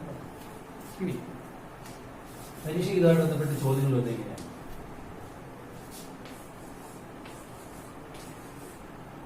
Three solutions A, B, C. ഇത് ചേമ്പിന്റെ തണ്ടാണ്. ചേമ്പിന്റെ തണ്ട് എന്ന് പറഞ്ഞാൽ ചേമ്പിന്റെ തട കൊളക്കേഷ്യ പീറ്റിയോ കൊളക്കേഷ്യ പീറ്റിയോ 3 കഷ്ണം എടുത്ത് 3 മുക്കി വെച്ചു. ഇതിനകത്ത് ഞാൻ മുക്കി വെച്ചു. അതിനകത്ത് ഇങ്ങനെ കട്ട് ചെയ്യും. ഇങ്ങനെ കട്ട് ചെയ്തു അതായത് താഴത്തെ ഭാഗത്ത് ഇങ്ങനെയും കട്ട് ചെയ്തു. ഇങ്ങനെ കട്ട് ചെയ്തു. ഇതിനകത്ത് ഞാൻ കാത്തു വെച്ചു. 10 മിനിറ്റ് കഴിഞ്ഞ് എടുത്ത് ഒരു മാറ്റമില്ല. ഇത് ഈ സൊല്യൂഷൻ താത്ത് വെച്ചിട്ട് 10 മിനിറ്റ് കഴിയുമ്പോൾ ഇങ്ങനെ ഇരിക്കും. ഇത് താത്ത് വെച്ചു 10 മിനിറ്റ് കഴിയുമ്പോൾ അത് ഇങ്ങനെ ഇരിക്കും.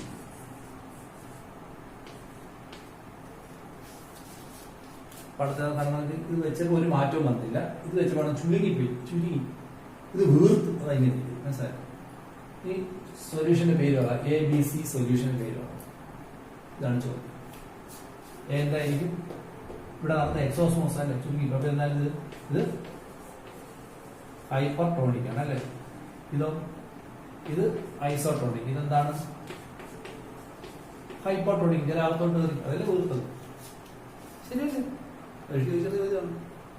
ദൂരെ വേറെ ചോദിച്ചിട്ടുണ്ട്.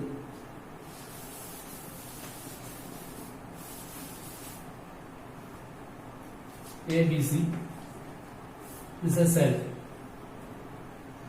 These 3 cells are put in 3 solution. Okay. എന്നിട്ട് 10 തൊട്ട് ഈ സെൽ എടുത്ത് നോക്കിയപ്പോ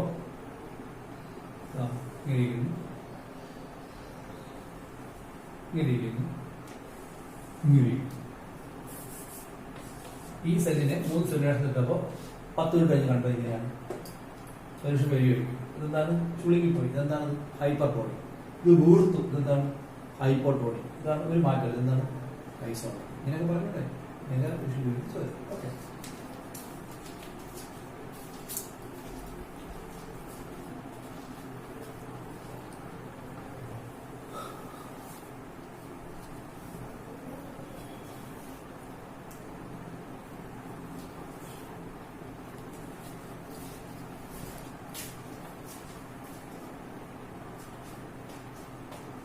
ഇനി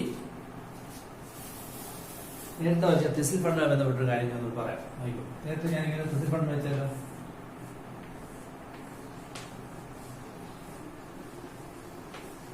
എന്താണ്? Egg membrane. എന്തൊരു മെംബ്രെയിനാണ്? Semi permeable മെംബ്രെയിനാണ്. നേരത്തെ സാൾട്ട് വെച്ചു. ഓക്കെ. അത് പ്യുവർ വാട്ടർ ആണ്. ഓക്കെ. ഞങ്ങൾ വെച്ചു വെച്ചു. എന്നിട്ട് 10 തൊട്ട് കഴിയുമ്പോഴത്തെ ജലത്തിന്റെ നിരപ്പ് ഇവിടെ കൂടും. കാരണം സാൾട്ട് വാട്ടർ ആണല്ലോ. സാൾട്ട് വാട്ടർ ആണല്ലേ. ഇത് അങ്ങോട്ട് കൂടാൻ തുടങ്ങി. എനിക്കിവിടെ ഉണ്ടായ OP, ഇവിടെയാണ് OP ഉണ്ടാകുന്നത്. OP ഇല്ലല്ലോ. അതുകൊണ്ട് OP കൊടുത്തിട്ട് ജലം പ്രവേശിക്കുന്നു. ഇവിടെ ഉണ്ടായ OP എനിക്ക് അളക്കണം. എത്ര OP ഉണ്ടെന്ന് എനിക്ക് അളന്ന് നോക്കണം. How can I measure OP? ഞാൻ ചെയ്യുന്ന അറിയുമോ? ഇവിടെ ഒരു പിസ്റ്റൺ പ്രയോഗിക്കും. ഒരു പിസ്റ്റൺ ഇങ്ങനെ വെച്ചിട്ട് ഞാൻ ഇങ്ങോട്ട് മർദ്ദം കൊടുക്കും. ഞാൻ 5 യൂണിറ്റ് മർദ്ദം ഇങ്ങോട്ട് കൊടുത്തപ്പോൾ ഈ ജലനിരപ്പ് നമുക്ക് അല്പം പോലും ഉയരുന്നില്ല. ഓക്കെ. ഇവിടുന്ന് ജലനിരപ്പ് അങ്ങോട്ട് പൊങ്ങാൻ തുടങ്ങുമായിരുന്നു. ഞാൻ പക്ഷേ ഇവിടെ ഒരു പിസ്റ്റൺ ഉപയോഗിച്ച് 5 യൂണിറ്റ് മർദ്ദം താഴോട്ട് കൊടുത്തു. അപ്പൊ ജലനിരപ്പ് ഉയരുന്നേ ഇല്ല. അതിന്റെ അർത്ഥം എന്താ? ഇവിടെ ഉണ്ടായ OP 5 ആണ്. അപ്പൊ എന്റെ ആരോഗ്യം ഒരു കുതിരശക്തിയാണെന്ന് പറഞ്ഞു. ഒരു കുതിരശക്തിയാണ് എന്റെ ആരോഗ്യം. വേറൊരാൾ എന്നെ ഉപയോഗിക്കുകയാണ്. ഞങ്ങളുടെ ആരോഗ്യം എത്ര എനിക്ക് അറിയാൻ വയ്യ. ഇപ്പൊ അർണോൾഡ് ഷിവാസിനെ വന്നിരിക്കുക. സപ്പോസ് അയാൾക്ക് എത്ര കുതിരശക്തി എനിക്ക് അറിയാം. ഞാനും അയാൾ കൂടി ഇങ്ങനെ തെള്ളുകയാണ്. ഇങ്ങനെ പിടിച്ചു ഞാൻ അങ്ങോട്ട് തള്ളുന്നു, അയാൾ ഇങ്ങോട്ട് തള്ളുന്നു. ശക്തമായി തള്ളുകയാണ്. പക്ഷെ അങ്ങോട്ട് ഇങ്ങോട്ട് ശക്തമായി തള്ളിയപ്പോൾ അയാൾ അല്പം പോലും മുന്നോട്ട് പോകുന്നില്ല, അല്പം പോലും പുറകോട്ട് പോകുന്നില്ല. ഞാനും മുന്നോട്ട് പോകുന്നില്ല, പുറകോട്ട് പോകുന്നില്ല. അതിന്റെ അർത്ഥം എന്താ? എന്റെ എനർജി അയാളുടെ തുല്യമാണെന്നല്ലേ. എന്റെ കുതിരശക്തി ഒന്നാമത്തെ അയാൾക്ക് എത്ര ഉണ്ട് ഒന്നാമത് മനസ്സിലായില്ലേ? അതല്ലേ ഇവിടെ നടന്നത്. ഇവിടെ ജലം മുകളിൽ പോകാൻ തുടങ്ങിയായിരുന്നു. പക്ഷെ ഞാൻ പിസ്റ്റൺ ഉപയോഗിച്ച് അമർത്തി പിടിച്ചു. 5 യൂണിറ്റ് കൊടുത്തപ്പോൾ ഇത് അനങ്ങുന്നേ ഇല്ല. സോ ഇവിടെ ഉണ്ടായ OP 5 ആണ്. സിമ്പിൾ അല്ലേ? ഞാനിവിടെ 10 കൊടുത്താൽ എന്ത് സംഭവിക്കും? 10 കൊടുത്താൽ പിസ്റ്റൺ കുറെ കൂടെ താഴോട്ട് ഇല്ലേ? അപ്പോഴും ഇവിടെ ഉള്ള സൊല്യൂഷൻ സംഭവിക്കും. തിരിച്ചറിഞ്ഞു. തിരിച്ചറിയാൻ എന്ത് മെംബ്രെയിനാണ്? എഗ് മെംബ്രെയിനാണ്. എന്ത് മാത്രമേ തിരിച്ചറിയാൻ സഹായിക്കത്തുള്ളൂ? അതായത് passage of solvent not solute. Solute ഇറങ്ങാൻ സമയത്തിലാണ്. എന്ത് മെംബ്രെയിനാണ്? സെമി പെർമിയബിൾ മെംബ്രെയിനാണ്. And this is called reverse osmosis.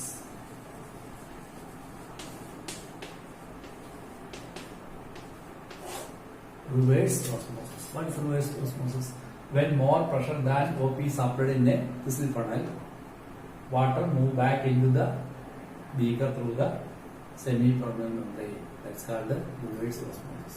നേരത്തെ അങ്ങോട്ട് ജലം പ്രവേശിച്ചത് ഓസ്മോസ് ആയിരുന്നു, ഇപ്പൊ തിരിച്ചറിഞ്ഞു അല്ലേ. അപ്പൊ റിവേഴ്സ് ഓസ്മോസ് കാരണം എന്താണ്?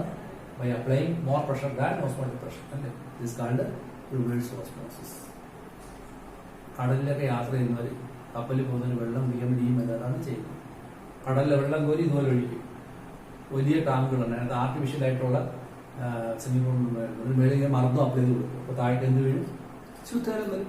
അപ്പൊ എന്ത് പന്ന വെള്ളമാണ് ഇതിനകത്ത് ഒഴിച്ച് ശുദ്ധവെള്ളം മാത്രമേ. കാരണം എന്ത് വെള്ളത്തിൽ എന്ത് മാത്രമേ കടന്നു it passage only solvent not solutes. അപ്പൊ ശുദ്ധജലം മാത്രം ഇങ്ങനെ കളക്ട് ചെയ്യാൻ. This called reverse osmosis. നിങ്ങൾ കുടിക്കുന്ന വെള്ളമൊക്കെ കുപ്പിയെടുത്ത് നോക്കിയിട്ടുണ്ടോ? അത് ലേവലിൽ പ്യൂരിഫൈഡ് ബൈ റിവേഴ്സ് ഓസ്മോസിസ് എന്ന്. Ozonisation, mineralisation and reverse osmosis അങ്ങനൊരു മെത്തേഡുണ്ട്. അതുമെല്ലാം അപ്ലൈ ചെയ്താണ് ഉണ്ടാകും. മനസ്സിലായല്ലോ? ഈ മെത്തേഡ് വെച്ചാൽ പഠിച്ചോ. അപ്പോൾ what is reverse osmosis? When more pressure than osmotic pressure is applied to the siphonal, water move back into the beaker is called reverse osmosis. മനസ്സിലായല്ലോ? ഇത് RO പ്രോസസ് എന്ന കാര്യം ഇതിലേക്ക് ഇന്ന് തന്നെ നിങ്ങൾ വാട്ടർ പ്യൂരിഫയറിന്റെ പരസ്യം എടുത്ത് നോക്കും. RO പ്രോസസ്സിംഗ് എന്നോ അല്ലെങ്കിൽ ഒരു കുപ്പി വെള്ളം എടുത്ത് തന്നെ അതിനകത്ത് RO പ്രോസസ് എന്ന് എഴുതിയത് റിവേഴ്സ് ഓസ്മോസിസ്. ഇത്രയൊക്കെയാണ് നമ്മൾ ഓസ്മോസിനെ കുറിച്ച് പഠിക്കുന്നത്.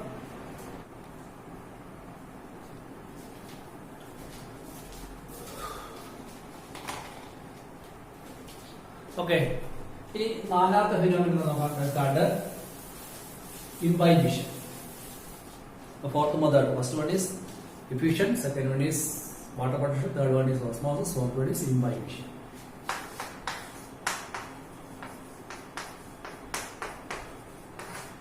The soaking up of dead materials with water. ജീവനില്ലാത്ത വസ്തുക്കൾ അല്ലെങ്കിൽ സോളിഡ് ആയിട്ടുള്ള വസ്തുക്കൾ, soaking up of dead or solid materials with water. വെള്ളത്താൽ കുതിരുന്ന പ്രക്രിയ. തുണിയൊന്നും കഴുകുന്ന കുതിർത്ത് വെക്കില്ല, അത് തന്നെയാണ് ഇംബൈബിഷൻ. അപ്പോൾ പ്ലാന്റ്സിനെ സംബന്ധിച്ചോളം സെൽവാൾ ഒരു ഡെഡ് മെറ്റീരിയൽ അല്ലേ, പിന്നെ പ്രോട്ടീൻ അങ്ങനെ വസ്തുക്കൾ, ഇതെല്ലാം തന്നെ വെള്ളത്താൽ കുതിരും. ഇതിനാണെങ്കിൽ imbibition. So what is imbibition? The soaking up of dead materials with water is called imbibition. Example cell wall.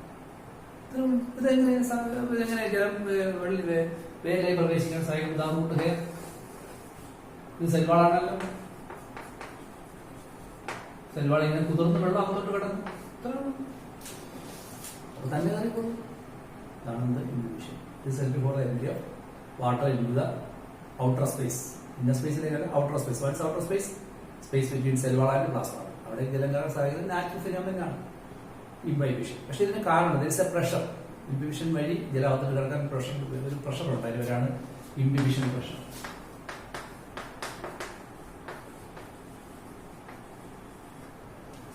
നമ്മുടെ വീട്ടിലിത് ഒരുപാട് ഉപയോഗിക്കുന്നുണ്ട്. നിങ്ങളെ കടല അറിയൊക്കെ തലേന്ന് വെള്ളത്തിൽ കൂത്ത് വരത്തില്ല.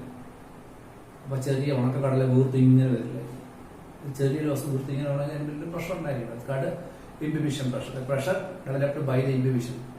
Pressure developed by the imbibition. Imbibition മൂലം ഉണ്ടാകുന്ന പ്രഷർ എന്ന് പറഞ്ഞാണ് ഇംബൈബിഷൻ പ്രഷർ.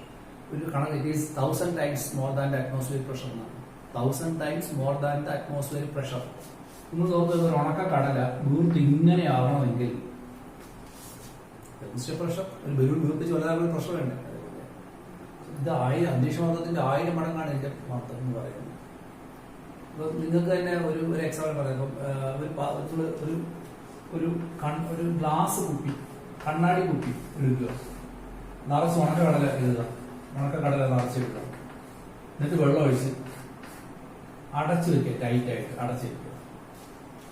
ഒരു കണ്ണാടി കുപ്പി എടുത്തിട്ട് അത് നിറച്ച് ഉണക്കക്കടല എഴുതുക, വെള്ളം ഒഴിച്ച് നിറയ്ക്കുക, എന്നിട്ട് ടൈറ്റായിട്ട് തന്നെ അടച്ചു വെക്കുക. കുപ്പി അടപ്പ് വെച്ച് രാത്രി നമ്മൾ ഡുന്നൊരു ശബ്ദം കേൾക്കും. അടപ്പ് തെറിച്ചു വന്നേ. ഇനി അടപ്പ് തെറിച്ചു വന്നതിന് കമ്പ്ലീറ്റ് ഇട്ടിട്ട് കുപ്പി പൊട്ടും. അത്രയും ശക്തിയോടെയാണ് ഈ അന്തരീക്ഷം പ്രവർത്തിക്കുന്നത്. ഐ മീൻ ഇംബൈബിഷൻ പ്രഷർ പ്രവർത്തിക്കുന്നത്. അപ്പോ ഈ മഴക്കാലത്ത് ജെല്ലും കഥയൊക്കെ അടയ്ക്കാൻ ബുദ്ധിമുട്ടല്ലേ? എന്താ കാര്യം? തടി കുതിർത്തും വീർത്തും എന്ന് പറയത്തില്ലേ? ചോദിക്കും. During rainy season windows are hard to close. Doors and windows are hard to close. Wooden doors and windows are hard to close because it expand due to imbibition. അപ്പോൾ ആ തടിയെ വികസിപ്പിക്കുന്ന ഒരു പ്രശ്നമാണ് ഇംബൈബിഷൻ പ്രഷർ. അപ്പോൾ ഇത്ര പോയിന്റ് പറയാം. Imbibition is the soaking up of expansion of dead materials with water. In plant, there is cell wall. So that material is irregular entry of water in the root hair of cell. Then there is a pressure behind the imbibition is called imbibition pressure. It is 1000 times more than atmospheric pressure. Examples: soaking up of this is kadala. Then expansion of wooden materials. Example: due to rainy season, windows and doors are hard to close. ഇതിന് വേറൊരു example വേറെ ഉപയോഗിച്ച് പറയുന്നുണ്ട്. അതായത് pre historic men, ചരിത്രാതീത മനുഷ്യര് ഒരു പാറ പൊട്ടിക്കാൻ ഈ മർദ്ദം ഉപയോഗിച്ചിരുന്നു. എങ്ങനെയാണെന്ന് അറിയാമോ? അതായത് ഇതൊരു ഗോത്രം, ചരിത്രാതീത മനുഷ്യ ഒരു ഗോത്രമാണ്. ഇവിടെ ഒരു ഗോത്രമുണ്ട്. അപ്പൊ ഇവര് ഇവിടെ ഉള്ള ആൾക്കാരുടെ സാധാരണ ഒരു വഴി ഇങ്ങനെ വഴിഞ്ഞു വരികയാണ്. അവിടെ നിങ്ങൾക്ക് വഴി ഉണ്ടാക്കണം ആണ്. ഇവിടെ ഭയങ്കര പാറ കൂട്ടം പോകുന്ന വഴി. ഇന്നാണെങ്കിൽ സിമ്പിൾ ജെ സി കൊണ്ടു നിർത്താൻ കളയല്ലേ. അത് ജെ സി വല്ലതും ഉണ്ടായി. അവർ ചെയ്യുന്ന അറിയുമ്പോ ഈ പാറയുടെ ഇടയിലേക്ക് തടി കഷ്ണം അടിച്ചിറക്കും. അടിച്ചിറക്കി വെള്ളം ഒഴിച്ചു കൊടുക്കും. അപ്പൊ തടി എക്സ്പാൻഡ് ചെയ്ത് വീർക്കും. ആ വീർക്കൽ പ്രക്രിയ പാറ പൊട്ടും. ഇത് കൊടുത്ത വരികളാണ്. Prehistoric men used to break the rock by putting logs in the crevices of rock and adding water. Due to imbibition pressure, the rock break. പാറ വരെ പൊട്ടിക്കാനുള്ള മർദ്ദമാണ് imbibition pressure. ഇതുള്ള വരിയാണ്. Prehistoric men used to break rock by putting logs in the crevices of rock and adding water. വെള്ളം ഒഴിച്ചിട്ട് തടി കുത്തുന്നു വീർത്തും പാറ പൊട്ടും. ഈജിപ്ഷ്യൻ പിരമിഡിന്റെ മുകളിലേക്ക് വലിയ പാറകളങ്ങനെ കയറ്റി ചരിത്ര ഇവിടെ സിമ്പിൾ ടെക്നിക്കാണ്. ഇങ്ങനെ ഉരുളം തടിക്കാതെ കയറ്റി തള്ളി ആയിരക്കണക്കിന് മനുഷ്യർ വലിച്ചു കയറ്റിയൊക്കെയാണ് ഇതൊക്കെ ഉണ്ടാക്കിയിട്ടുള്ളത്.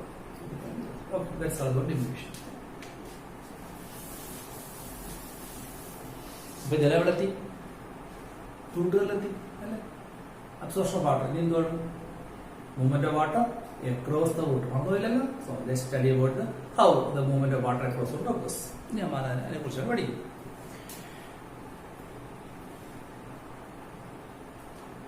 ഇനി imbibition also helping for the germination of seeds. അത് നോക്കണേ. നിങ്ങളൊരു സീഡ് വെള്ളത്തിൽ കൊണ്ടിട്ട് നടാനിട്ട് കഴിഞ്ഞാൽ അത് കിളിക്കുന്നത് imbibition കൊണ്ടാണ്. നിങ്ങൾ തന്നെ ഒരു ബദാമിന്റെ കാ എടുത്ത് എത്ര അടിച്ച് പൊട്ടിച്ചിട്ടാണ് അതിന്റെ വലിപ്പെടുക്കുന്നത്.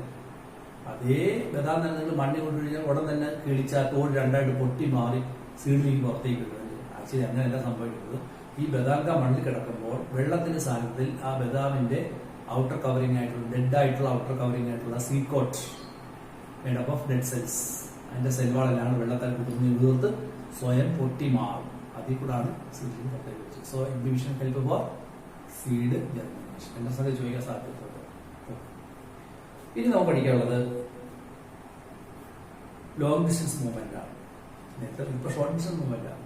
From soil into the root hair. Now the water has to move from root hair to the xylem. അല്ലേ? റൂട്ടിന്റെ ക്രോസ് സെക്ഷൻ ഓർമ്മയുണ്ടല്ലോ. ഇതാണ് റൂട്ട് ഹെയർ. റൂട്ട് ഹെയറിൽ ജലം പ്രവേശിച്ച് കോർട്ടക്സ്, എൻഡോഡെർമിസ്, പെരിസൈക്കിൾ വഴി വേണം സൈലത്തിൽ എത്തിക്കഴിഞ്ഞാൽ പിന്നെ മുകളിലേക്ക് പോകും. സോ ഈ മൂവ്മെന്റ് ഇത് ഒരു ലോങ് ഡിസ്റ്റൻസ് മൂവ്മെന്റ് ആയിട്ടാണ് കണക്കാക്കുന്നത്. അല്ലെങ്കിൽ ലോങ് ഡിസ്റ്റൻസ് മൂവ്മെന്റ് മൊത്തത്തിൽ പഠിക്കാം. അപ്പൊ നമ്മൾ പഠിക്കാൻ പോകുന്നത് movement of water across the റൂട്ടാണ്. ഇതിൽ സൈലന്റിക്കുന്ന ഫ്ലോത്തിലൂടെയാണ് സഞ്ചരിക്കുക അല്ലേ? അപ്പോൾ നമ്മൾ വിചാരിക്കും ഈ സൈലന്റിക്കുന്ന ഫ്ലോത്തിൽ ജലം മുകളിലേക്ക് സഞ്ചരിക്കുന്നതിന് പകരം സെല്ലിൽ കൂടെ പതുക്കെ പതുക്കെ സഞ്ചരിച്ച് ആ പോകുന്നതെന്ന് തർക്കം പറയുകയാണെങ്കിൽ ഒരു സെല്ലിൽ നിന്നും അടുത്ത സെല്ലിലേക്ക് ജലം പ്രവേശിക്കാൻ 2.5 സെക്കൻഡ് വേണ്ടി 2.5 സെക്കൻഡ് വേണം.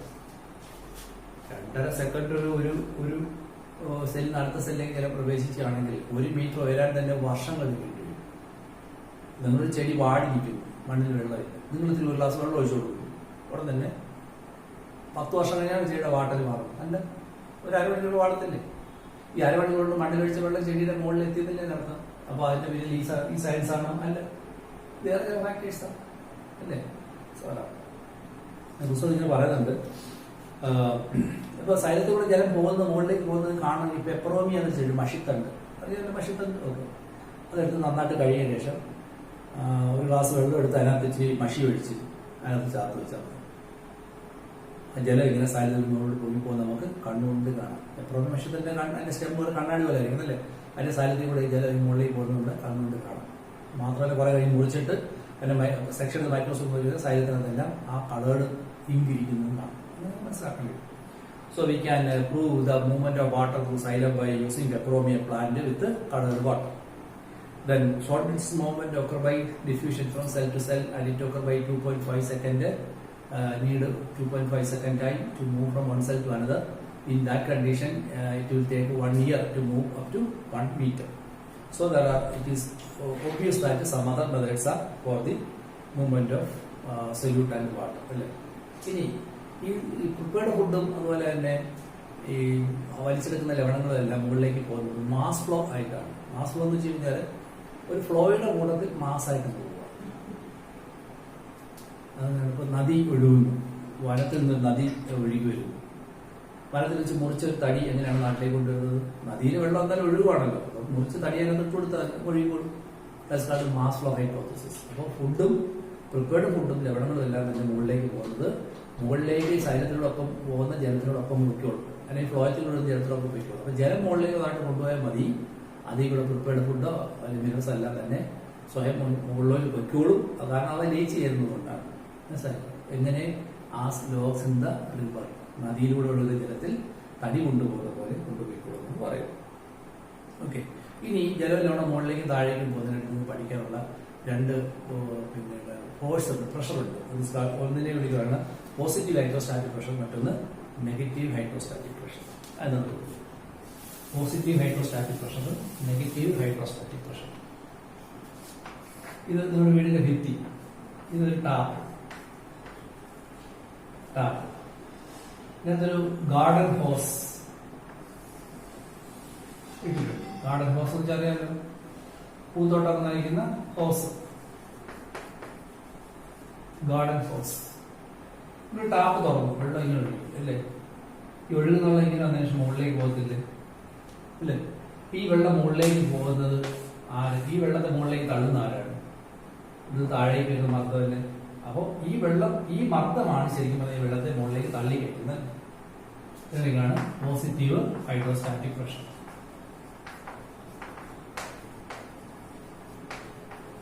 What is positive hydrostatic pressure?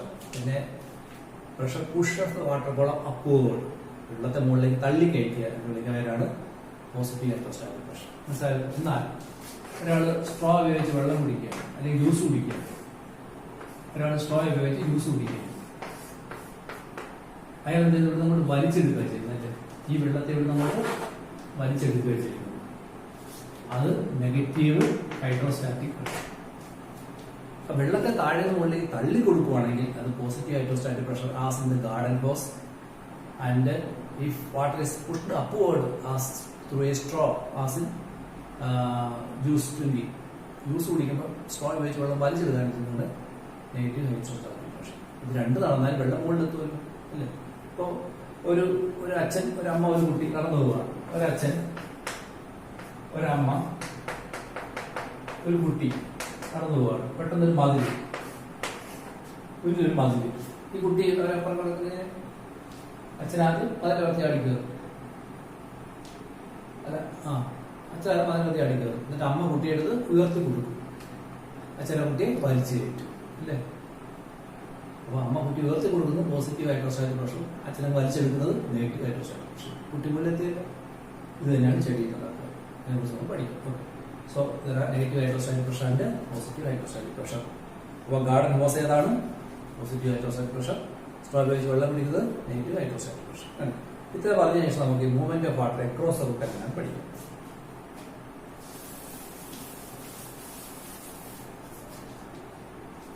അപ്പൊ നമ്മൾ ആ റൂട്ട് നമുക്ക് നോക്കി, ഇത് റൂട്ട് ഹെയർ, ഇത് എൻഡോഡെർമിസ് അല്ലേ? ഇതായിട്ട് പോകാം.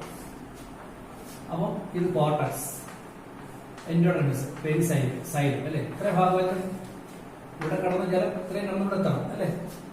ഇപ്പൊ നമ്മൾ വരച്ചു നോക്കി കഴിഞ്ഞാൽ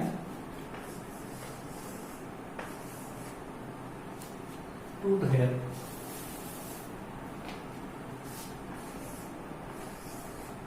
cortex,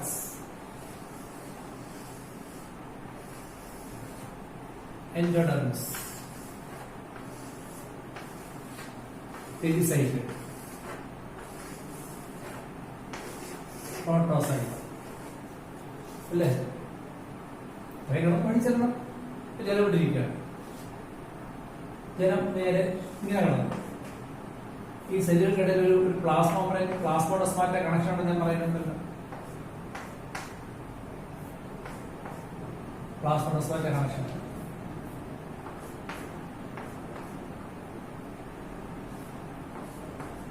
ജലം ഇങ്ങനെ കടന്നു, ഇതിലൂടെ കടന്നു, ഇതിലൂടെ കടന്നു, ഇതിലൂടെ കടന്നു, ഇങ്ങനെ മേലോട്ട് പോവുകയാണെങ്കിൽ that is through the plasma membrane and plasma, through the cytoplasm and plasmodesmata. ഈ പാത്വയാണ് സിംപ്ലാസ്റ്റ് പാത്വേ.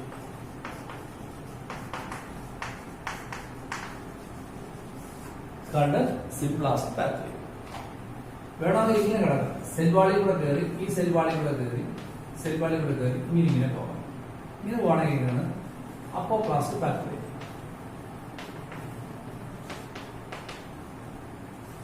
Apoplast pathway. അപ്പോൾ വെള്ളത്തിൽ ചലിക്കാൻ രണ്ട് പാത്വേസ് ഉണ്ട്. ഒന്ന് സിംപ്ലാസ്റ്റ് പാത്വേ, അതായത് entry of water into cell from cytoplasm and plasmodesmata വഴി ഇങ്ങനെ കടന്നു പോകാം. അല്ലെങ്കിൽ സെൽ വാളിൽ കൂടെ കുതിർന്ന് ഇങ്ങനെ പോകാം. അതിനാണ് അപ്പോപ്ലാസ്റ്റ് പാത്വേ. ഇത് ഏതാ ലിവിംഗ് കണ്ടിന്യൂറ്റി? ഇത് ലിവിംഗ് കണ്ടിന്യൂറ്റി, ഇത് നോൺ ലിവിംഗ് കണ്ടിന്യൂറ്റി. സിംപ്ലാസ്റ്റ് പാത്വേയുടെ കമ്പോണന്റ് ആരൊക്കെയാണ്? സൈറ്റോപ്ലാസം ആൻഡ് പ്ലാസ്മോഡസ്മാറ്റ വെച്ചിട്ടുണ്ടല്ലോ. അപ്പോപ്ലാസ്റ്റ് പാത്വേയുടെ കമ്പോണന്റ്സ് ആരൊക്കെയാണ്? Cell wall, inter cellular space അല്ലേ? രണ്ട് സെല്ലിടയ്ക്ക് സ്പേസ് ഉണ്ടല്ലോ, inter cellular space. So apoplastic pathway is non-living continuity. Its components are cell wall and intercellular space. Symplastic pathway is a living continuity. Its components are cytoplasm and plasmodesmata. പക്ഷേ നിങ്ങൾ ഓർക്കണം, ഇത് root hair, ഇത് cortex, ഇത് എൻഡോഡെർമിസ്, ഇത് pericycle, ഇത് പ്രോട്ടോസൈറ്റ്.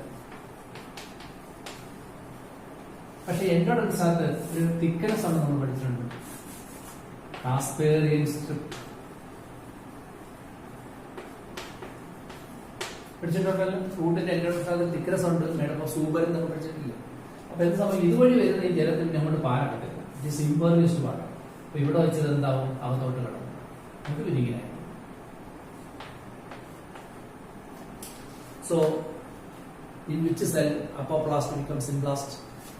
ഇതുവരെ വന്നുകൊണ്ടിരുന്നത് അപ്പോപ്ലാസ്റ്റ് വഴിയാണ്. ഇവിടെ വരുമ്പോൾ ഈ കാസ്പേറിയൻ സ്ട്രിപ്പ് ഉള്ളത് കൊണ്ട് ഈ ജലത്തിന് ഇതേ പാരട്ടത്തില്ല, തിരിച്ച് ഇങ്ങോട്ട് ഇറങ്ങേണ്ടി വരും.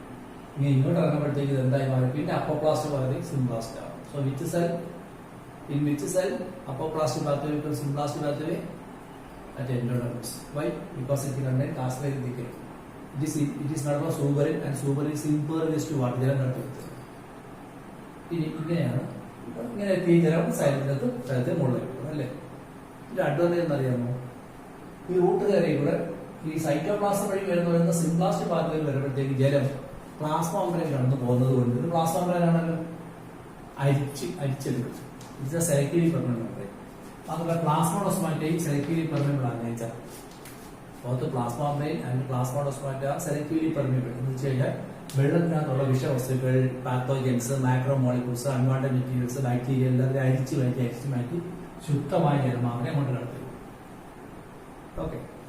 പക്ഷേ ഈ cell wall is A permanent material, എന്തിനും കടത്തുള്ളൂ. അപ്പൊ അപ്പോപ്ലാസ്റ്റ് വഴി പോകുന്ന വെള്ളം എന്ന് പറയുന്നത് വിഷവസ്തുക്കൾ കലങ്ങിയതായിരിക്കും. മാക്രോ മോളിക്യൂൾസ് കാണും, പാത്തോജൻ കാണും, ടോക്സിക് സബ്സ്റ്റൻസ് കാണും, ഇതെല്ലാം കടന്നുപോയിക്കൊണ്ടിരിക്കുക. പക്ഷെ ഇവിടെ വരുമ്പോൾ അതെന്തായി മാറി? ഈ പ്ലാസ്മ മെംബ്രെയിൻ കടന്നിങ്ങോട്ട് ഇറങ്ങേണ്ടി വരുമ്പോൾ അരിച്ചു മാറ്റപ്പെടും. മനസ്സിലായി? അപ്പോൾ എൻഡോഡെർമിസിൽ വെച്ച് അപ്പോപ്ലാസ്റ്റിലൂടെ കടന്നു വന്ന ജലം ഫിൽറ്റർ ചെയ്തിട്ട് പ്യൂർ ആക്കി മാറ്റപ്പെടും. അപ്പോൾ who determine the quality and the type of material that is flowing through the സൈലത്തിൽ ഒഴുകുന്ന വെള്ളത്തിന്റെ ക്വാളിറ്റിയും അതിനകത്ത് ഇറങ്ങിയ മെറ്റീരിയലും എന്തായിരിക്കണം എന്ന് തീരുമാനിക്കുന്ന ആരാണ്? എൻഡോഡെർമിസ് ആണ്. എൻഡോഡെർമിസ് ഇങ്ങനെ കഴിയില്ലാണെങ്കിൽ ഉള്ള പാത്രങ്ങളെല്ലാം കയറി ഇവിടെ വന്ന് പറയും അല്ലേ? മനുഷ്യ ചോദിക്കും, who determine the quality and type of material that is flowing through the cell, അല്ലെങ്കിൽ through the xylem? Endodermis. Why? Because it contains casparian strip made up of suberin. മനസ്സിലായല്ലോ? ഇത് സ്ഥിരം പരിശോധിക്കുന്നതാണ്. ഇത് ഈ പടമാണ് ഇപ്പോൾ കഴിഞ്ഞ ഇതിന്റെ ഇതുപോലെ വേറെ പടം പുസ്തകം കൊടുത്തിട്ടുണ്ട്, ഞാൻ കാണിക്കും. ഇതേപോലെ സെല്ലുകൾ പോലെ പടമാണ്, ആ പടമാണ് പരിശോധിച്ചത്. അതിനകത്ത് രണ്ട് കൊടുത്തിട്ടുണ്ട്, അപ്പോൾ പ്ലാസ്റ്റ് ഭാഗത്ത് സിംപ്ലാസ്റ്റ് ഭാഗത്ത് സ്ഥിരം പരിശോധിച്ചു.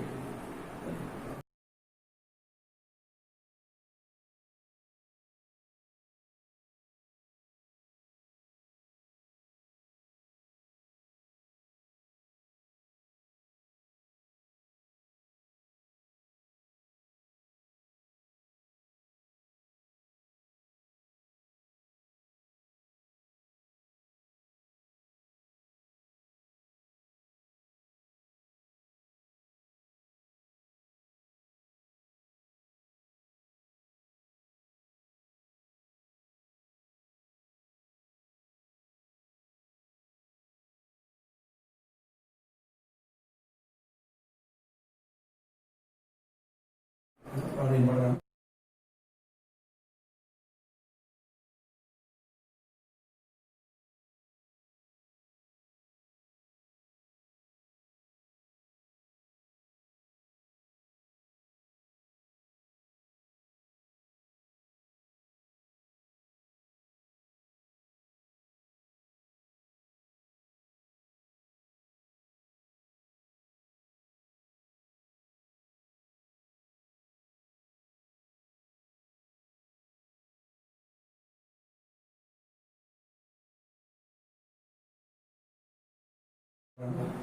പഠിച്ചോ. ഇനി സ്റ്റൊമാറ്റയെ കുറിച്ച് പഠിക്കും. സ്റ്റൊമാറ്റ നമുക്ക് നോക്കാം.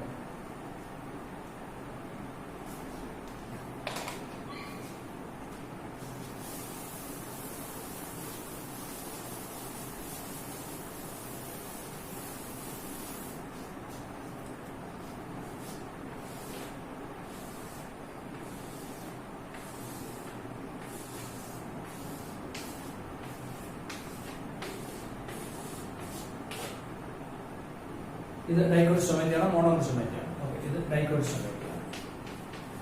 മോണോക്കോട്ട് സ്റ്റൊമാറ്റയുടെ വ്യത്യാസം എന്ന് പറഞ്ഞാൽ എന്താണ്? മോണോക്കോട്ട് സ്റ്റൊമാറ്റോ അപ്പം ഇങ്ങനെയായിരിക്കും. ഗാർഡ് സെല്ലിന്റെ ഷേപ്പ് ഡബിൾ ഷേപ്പ് ആയിരിക്കും. രണ്ടു വശത്തും ഓപ്പണിംഗ് ഉണ്ടായിരിക്കും. അല്ല, രണ്ടു വശത്തും തിക്നെസ് ഉണ്ടായിരിക്കും. അല്ല, ഇതാണ് വ്യത്യാസം. ഇതാകുമ്പോൾ ബീൻ ഷേപ്പ് ആയിരിക്കും. ഇനി സ്റ്റൊമാറ്റൽ ഓപ്പണിംഗ്, സ്റ്റൊമാറ്റ അടയ്ക്കുകയും തുറയ്ക്കുകയും ചെയ്യുന്നതിനാണ് സ്റ്റൊമാറ്റൽ ഓപ്പണിംഗ്. നോക്കൂ, രാത്രിയാകുമ്പോൾ സ്റ്റൊമാറ്റ അടഞ്ഞിരിക്കും. ചെറിയ ഒരു ഓപ്പണിംഗ് കാണുമ്പോൾ കാരണം ശ്വസിക്കാൻ വേണ്ടി മാത്രം. പകൽ സമയമാകുമ്പോൾ നന്നായി തുറക്കും. ഇത് തുറക്കാനും അടയ്ക്കാനുള്ള കാരണങ്ങൾ 5 കാരണങ്ങളാണ്. ഒന്ന്, ഇതിന്റെ ഈ ഷേപ്പാണ്. ക്രസന്റ് ഷേപ്പ്, ക്രസന്റ് ഷേപ്പ് അല്ലെങ്കിൽ ബീൻ ഷേപ്പ്. ബീൻ ഷേപ്പാണ് ഈ guard cell. Been shape guard cell ഇതൊരു കാരണമാണ്. രണ്ട്, തിക്നെസ്. ഇവിടെ മാത്രം തിക്നെസ്. രണ്ടാമത്തെ കാരണം thickness only towards opening. Opening അവിടെ മാത്രമേ ഉള്ളൂ ഈ തിക്നെസ്. ഈ തിക്നെസിന്റെ ഷേപ്പാണ് ക്രസന്റ് ഷേപ്പ് എന്ന് പറയുന്നത്. Bean shape guard cell, thickness towards opening and the shape of the thickness is crescent shape.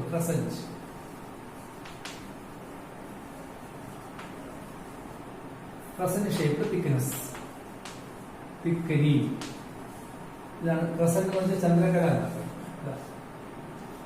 മറ്റൊന്ന് ക്ലോറോപ്ലാസ്റ്റ് ഉണ്ട്, പ്രസൻസ് ഓഫ് ക്ലോറോപ്ലാസ്റ്റ്. 4 ക്ലോറോപ്ലാസ്റ്റ് ആണ്. പക്ഷെ ഈ സബ്സ്റ്റൻസിൽ ക്ലോറോപ്ലാസ്റ്റ് ഇല്ല, അത് ഓർക്കണം. അപ്പോ presence of chloroplast in guard cell, not in subsidiary cell. ആരാധന കണ്ടീഷൻ. ഇതിനകത്ത് ക്ലോറോപ്ലാസ്റ്റ് ഉണ്ട്, ഇവിടെ ക്ലോറോപ്ലാസ്റ്റ് ഇല്ല. എന്താണ് പഠിക്കും. ഇതിനകത്ത് ഇങ്ങനെ radially arranged microfibres. Presence of radially arranged microfibres. ഇതാണ് റേഡിയലി അറേഞ്ച്ഡ് മൈക്രോഫൈബേഴ്സ്.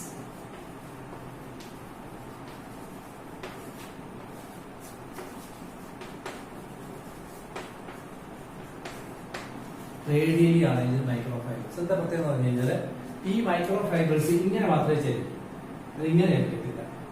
ഇത് ഇങ്ങനെ ചുരുങ്ങുന്നു വരുന്നു, ഇങ്ങനെ ചുരും. അപ്പൊ ഇത് ഇങ്ങനെ ആവാനേ സഹായിക്കത്തുള്ളൂ, അല്ലാതെങ്കിൽ ഇങ്ങനെ ആവില്ല. ഇനി ഇങ്ങനെ ഇരുന്ന് കഴിഞ്ഞാൽ ഇത് തുറന്നിരിക്കുകയാണ്, ഇങ്ങനെ ഇരുന്ന് അടഞ്ഞിരിക്കുക. അപ്പൊ ഇങ്ങനെ ചലിക്കുമ്പോൾ അടയ്ക്കാൻ തുറക്കാൻ സഹായിക്കും. ഇത് opening and closing stomatal called stomatal movement ആദ്യം പറയപ്പെടുക. Opening and closing stomatal called stomatal movement. അത് എങ്ങനെയാണെന്ന് വെച്ച് കഴിഞ്ഞാൽ ഇങ്ങനെ ഇരുന്നാൽ ക്ലോസ്ഡ്, ഇങ്ങനെ ഇരുന്നാൽ open.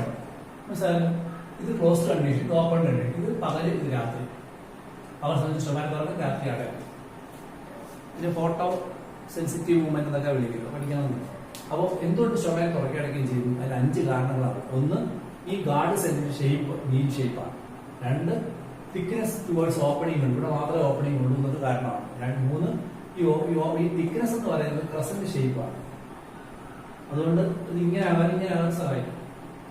4, presence of chloroplast only in the guard cell not in the subsidiary cell. Okay. 5, radially arranged microfibres. 5 condition കൊണ്ടാണ് സ്റ്റൊമേറ്റ തുറക്കി അടയ്ക്കുകയും ചെയ്യുന്നത്. ഓക്കെ. ഇനി ഇങ്ങനെ തുറക്കി അടയ്ക്കുകയും ചെയ്യുന്ന കാരണം എന്താണെന്ന് വെച്ചാൽ ഒന്നുകൂടെ പറയാം.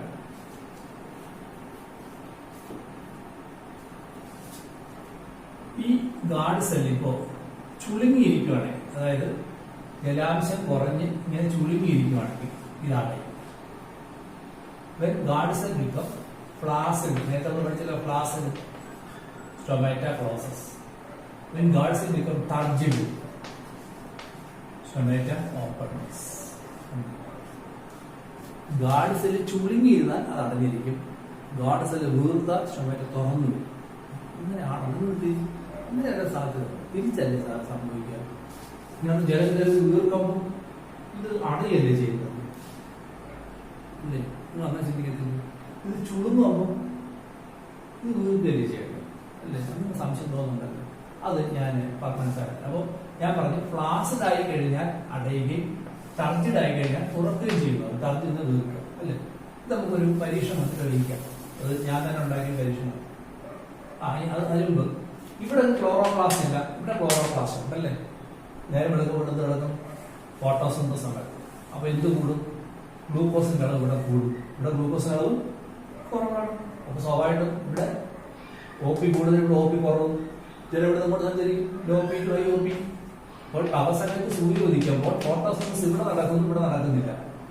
അവിടെ ക്ലോറോപ്ലാസ്റ്റ് ഇല്ല, എന്നാൽ ഇവിടെ ഉണ്ട്. സ്വാഭാവികമായിട്ടും ഇവിടെ ഗ്ലൂക്കോസ് ഉണ്ടാവും, സാൾട്ടിന്റെ കോൺസെൻട്രേഷൻ കൂടും, OP കൂടും. ചിലവിടെ നമ്മൾ കിടക്കും, ഇത് വീർക്കും അല്ലേ? നേരെ വെളുത്തപ്പോൾ ഇരിക്കാനാണ് ഇരുന്നത്. നേരെ വെളുത്തത് എടുത്തതാ.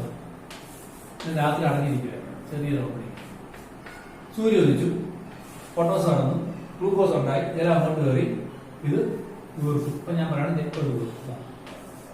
തുറന്നു. അപ്പൊ നിങ്ങൾക്ക് സംശയമുണ്ട്, വീർക്കുമ്പോൾ അടയുകയല്ലേ ചെയ്യുന്നത്? അല്ല, വീർക്കുമ്പോൾ സെല്ല് വീർക്കുമ്പോൾ തുറക്കുക ചെയ്യും. അത് ഞാൻ തെളിയിച്ചു.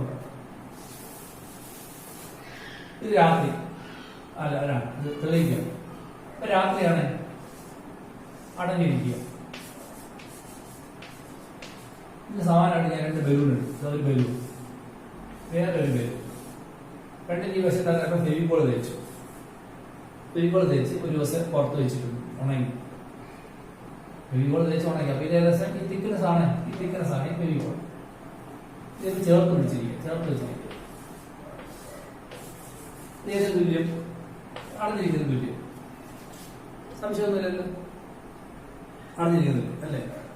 ഇത് നേരം എടുത്തു, സൂര്യ ഉദിച്ചു. അപ്പൊ ഇത് വീർത്തു. ഞാൻ പറഞ്ഞത് ഓക്കെ, ഇത് വീർത്തു. നേരം എടുത്ത് ഇത് വീർത്ത് വെറും വീർപ്പിക്കാം. ഞാൻ വെറും വീർപ്പിച്ചോ വീർത്തു. പക്ഷെ ഈ ഫെവിക്കോൾ തേച്ച ഭാഗം എക്സ്പാൻഡ് ചെയ്യുമില്ല. അതിനൊരു മാറ്റം എടുക്കുക. അപ്പൊ അത് അവിടൊരു കുഴിയായിട്ട് ഇരിക്കും. എന്താ ഫെവിക്കോൾ തേച്ച ഭാഗം വീർത്തുന്നില്ല, കട്ടിയല്ലേ?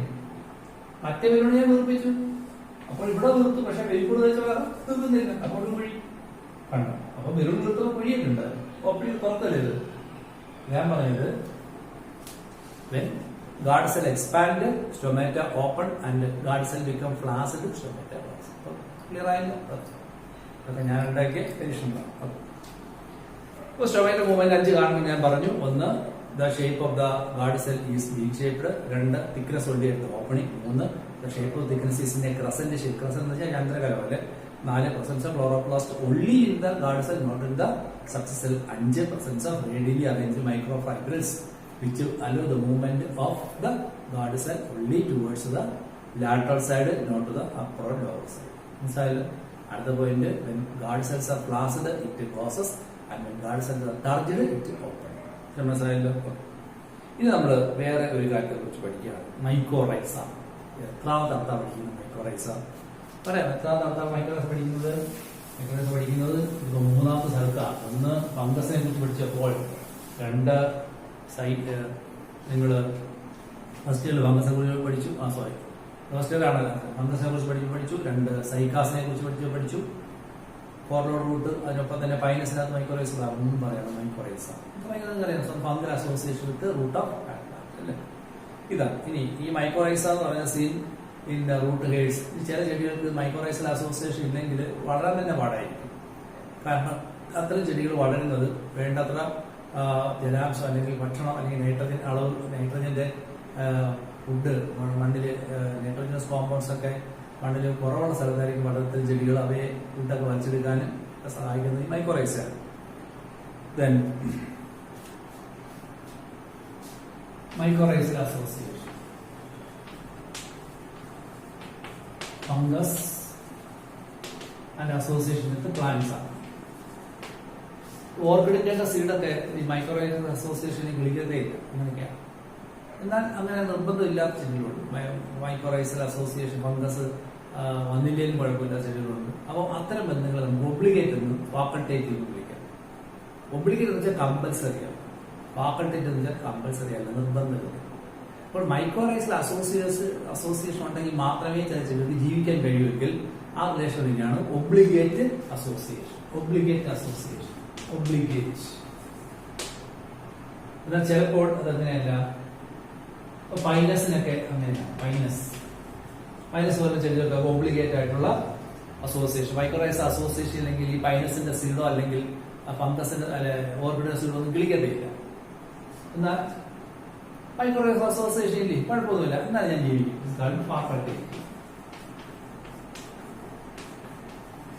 ഫാക്കൾട്ടേറ്റീവ് അസോസിയേഷൻ നിങ്ങൾ പഠിച്ചിട്ടുണ്ടല്ലോ.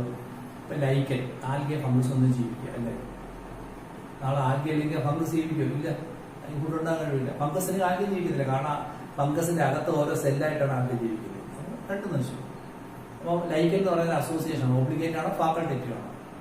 ഓബ്ലിഗേറ്റീവ് ആണ്.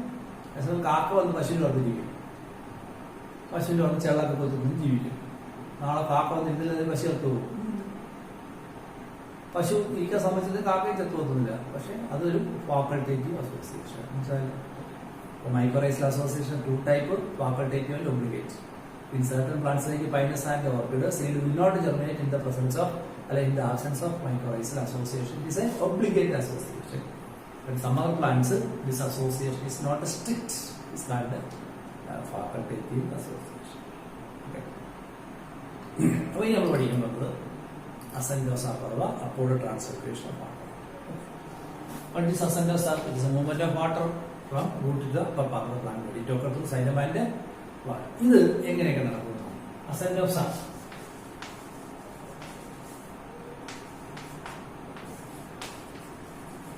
or translocation of water.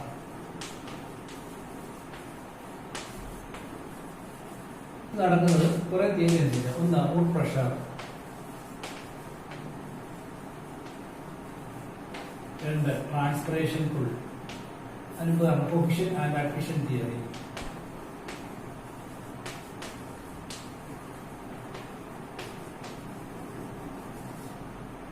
മൂന്ന് ട്രാൻസ്പിറേഷൻ പുൾ,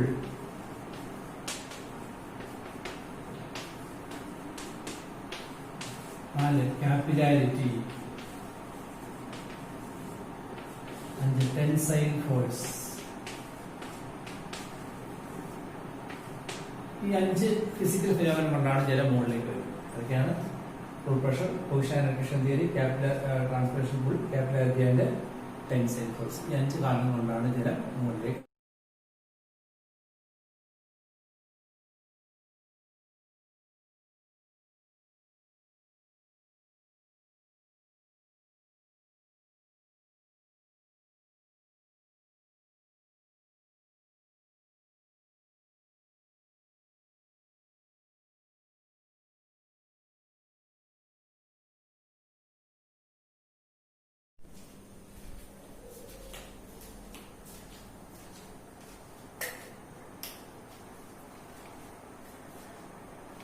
ഹായ്. അപ്പോൾ നമ്മൾ പറഞ്ഞു വന്നത് ജലം മുകളിലേക്ക് കടന്നു പോകുന്ന പ്രക്രിയ, അതായത് സ്റ്റെമ്മിൽ ഇപ്പോൾ നമ്മൾ movement of water across root കഴിഞ്ഞ് സൈലത്തിലെത്തി, സൈലത്തിന് മുകളിലേക്ക് കടന്നു പോകുന്ന പ്രക്രിയ ഏതൊക്കെ പ്രക്രിയ വഴിയാണ് നടക്കുന്നത് നമ്മൾ പഠിച്ചത്. അതിനാണ് നമ്മൾ ട്രാൻസ്ലോക്കേഷൻ വാട്ടർ അല്ലെങ്കിൽ അസെന്റ് ഓഫ് സാക്ക് എന്ന് പറയുന്നത്.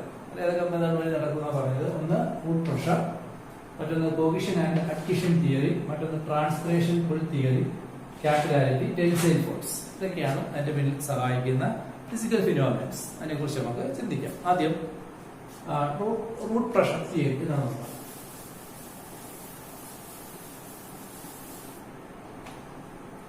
ഒന്ന്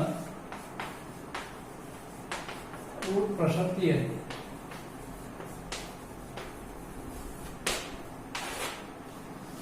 എന്താണ് റൂട്ട് പ്രഷർ? ഇത് സ്റ്റീഫൻ ഹെയ്സ് എന്ന സയന്റിസ്റ്റിന്റെ തിയറിയാണ്. സ്റ്റീഫൻ ഹെയ്സ്, ഞാൻ പറഞ്ഞു he's father of physiology, plant physiology ഇതാണ്. അദ്ദേഹമാണ് തിയറി ഉണ്ട്, സ്റ്റീഫൻ ഹെയ്സ്. അതായത് ഈ ചെടിയുടെ പേര് റൂട്ട് ഹെയർ. ജലം റൂട്ട് ഹെയർ വഴി സൈലം വഴി എത്തും. അപ്പൊ സൈലത്തിൽ എത്തിക്കഴിഞ്ഞാൽ ആ വെള്ളം ഇങ്ങനെ സൈലത്ത് നിറഞ്ഞിരിക്കും. ജലം കയറുന്നതോറും എന്ത് കൂടിക്കൊണ്ടിരിക്കും? ഒരു പ്രഷർ കൂടിക്കൊണ്ടിരിക്കും. ബസ്സിലേക്ക് ആളുകൾ കയറുന്നു, ഒരുപാട് പേര് കയറാനുണ്ട്. ആൾക്കാരെ കയറി സീറ്റിനകത്ത് പറഞ്ഞു. പിന്നെ ബാക്കിയുള്ള സ്ഥലത്ത് നിന്നു. ഇന്ന് ആൾക്കാർ കയറിക്കൊണ്ടിരിക്കുമ്പോൾ അവിടെ എന്ത് കൂടിക്കൊണ്ടിരിക്കും? ഞെരുക്കം കൂടിക്കൊണ്ടിരിക്കും. ആ ഞെരുക്കം എന്ന് പറയുന്നത് ഇംഗ്ലീഷ് പ്രഷർ. അതായത് what is root pressure? That's a pressure developed inside the root by the accumulation of water. ജലം വേരിലേക്ക് ഇങ്ങനെ കയറുന്നതനുസരിച്ച് അവിടെ ഒരു പ്രഷർ ഉണ്ടാകും അല്ലേ? ആ പ്രഷർ വിളിക്കാണ് റൂട്ട് പ്രഷർ. ഈ പ്രഷർ എന്ത് ചെയ്യും? താഴെയാണ് ഇവിടെ അടഞ്ഞിരിക്കുക സൈലം, പിന്നെ മുകളിലേക്കുള്ള വെള്ളം. അപ്പൊ ആദ്യം കയറിയ വെള്ളത്തെ രണ്ടാമത് കയറുന്ന വെള്ളം മുകളിലേക്ക് തള്ളിക്കൊണ്ടിരിക്കും. അതല്ലേ? കയറിയ വെള്ളം അവിടെ നിൽക്കുമല്ലോ, വീണ്ടും വീണ്ടും വെള്ളം കയറിക്കൊണ്ടിരിക്കില്ല. അപ്പൊ ആദ്യം കയറിയ വെള്ളത്തെ കുറെ വെള്ളം മുകളിലേക്ക് തള്ളിക്കൊണ്ടേയിരിക്കും.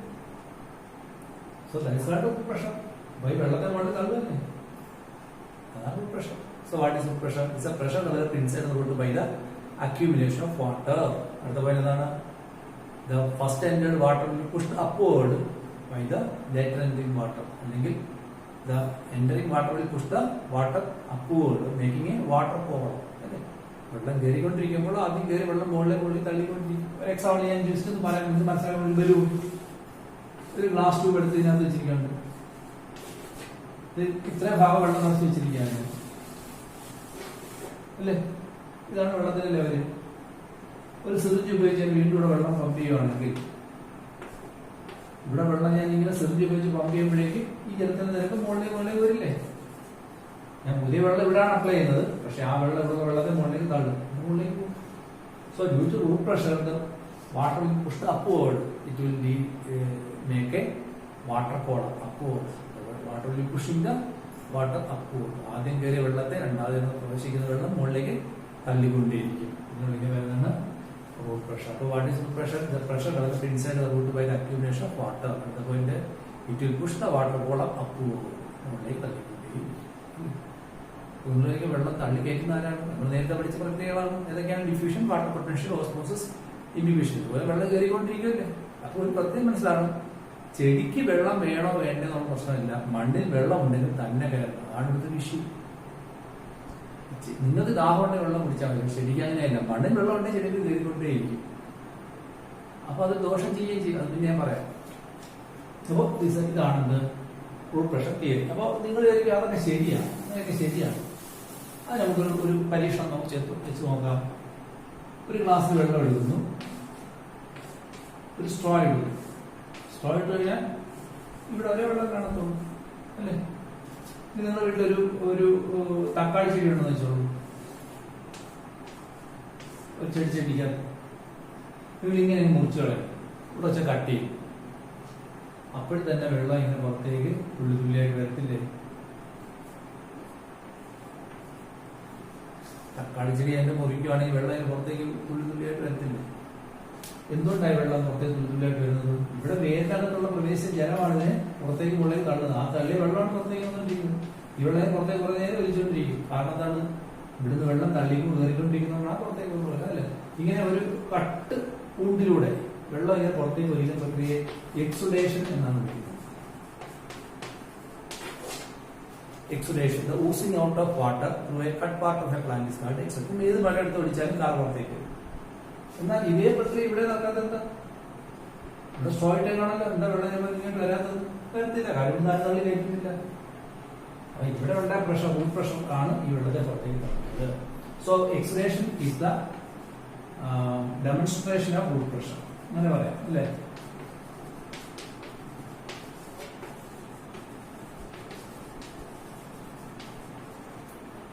Exudation is a demonstration of root pressure. Root pressure ഉണ്ടെന്ന് തെളിയിക്കാൻ ചോദിച്ചാൽ നിങ്ങൾ പറഞ്ഞു കൊടുത്താൽ എന്താണ് എക്സുഡേഷൻ നടക്കുന്നത്? Exudation is a demonstration of root pressure. മനസ്സിലായി? ഇനി വെള്ളം മുകളിലേക്ക് കാണുവാനും ഇനി വേറെ പ്രത്യേകത ഒരു ചെടി ഇല വേര്.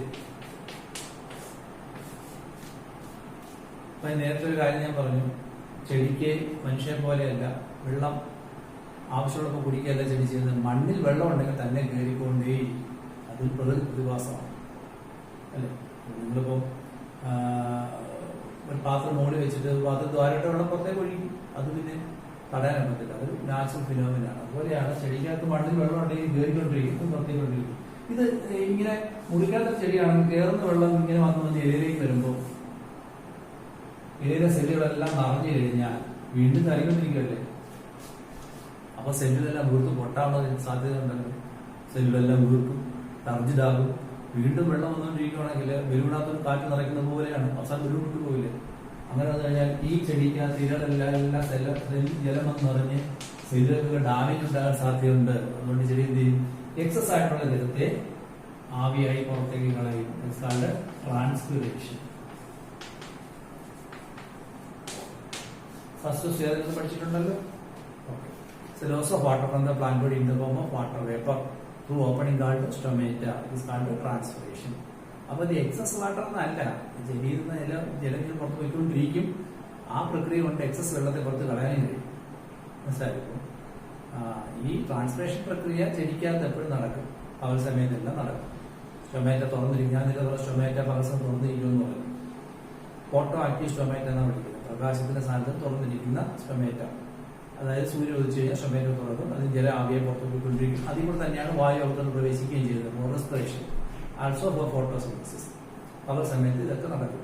അപ്പം ചെടികളുടെ ജലം പുറത്തു പോയിക്കൊണ്ടിരിക്കുമ്പോൾ ട്രാൻസ്പിറേഷൻ എന്ന് പറയുന്ന പ്രക്രിയയിലൂടെ ജലം പുറത്തു പോയിക്കൊണ്ടിരിക്കുമ്പോൾ കയറുന്ന ജലം പിന്നെ ചെടിക്ക് ദോഷം ചെയ്യത്തില്ല അല്ലേ. അപ്പോൾ വാട്ട് ഈസ് ട്രാൻസ്പിറേഷൻ?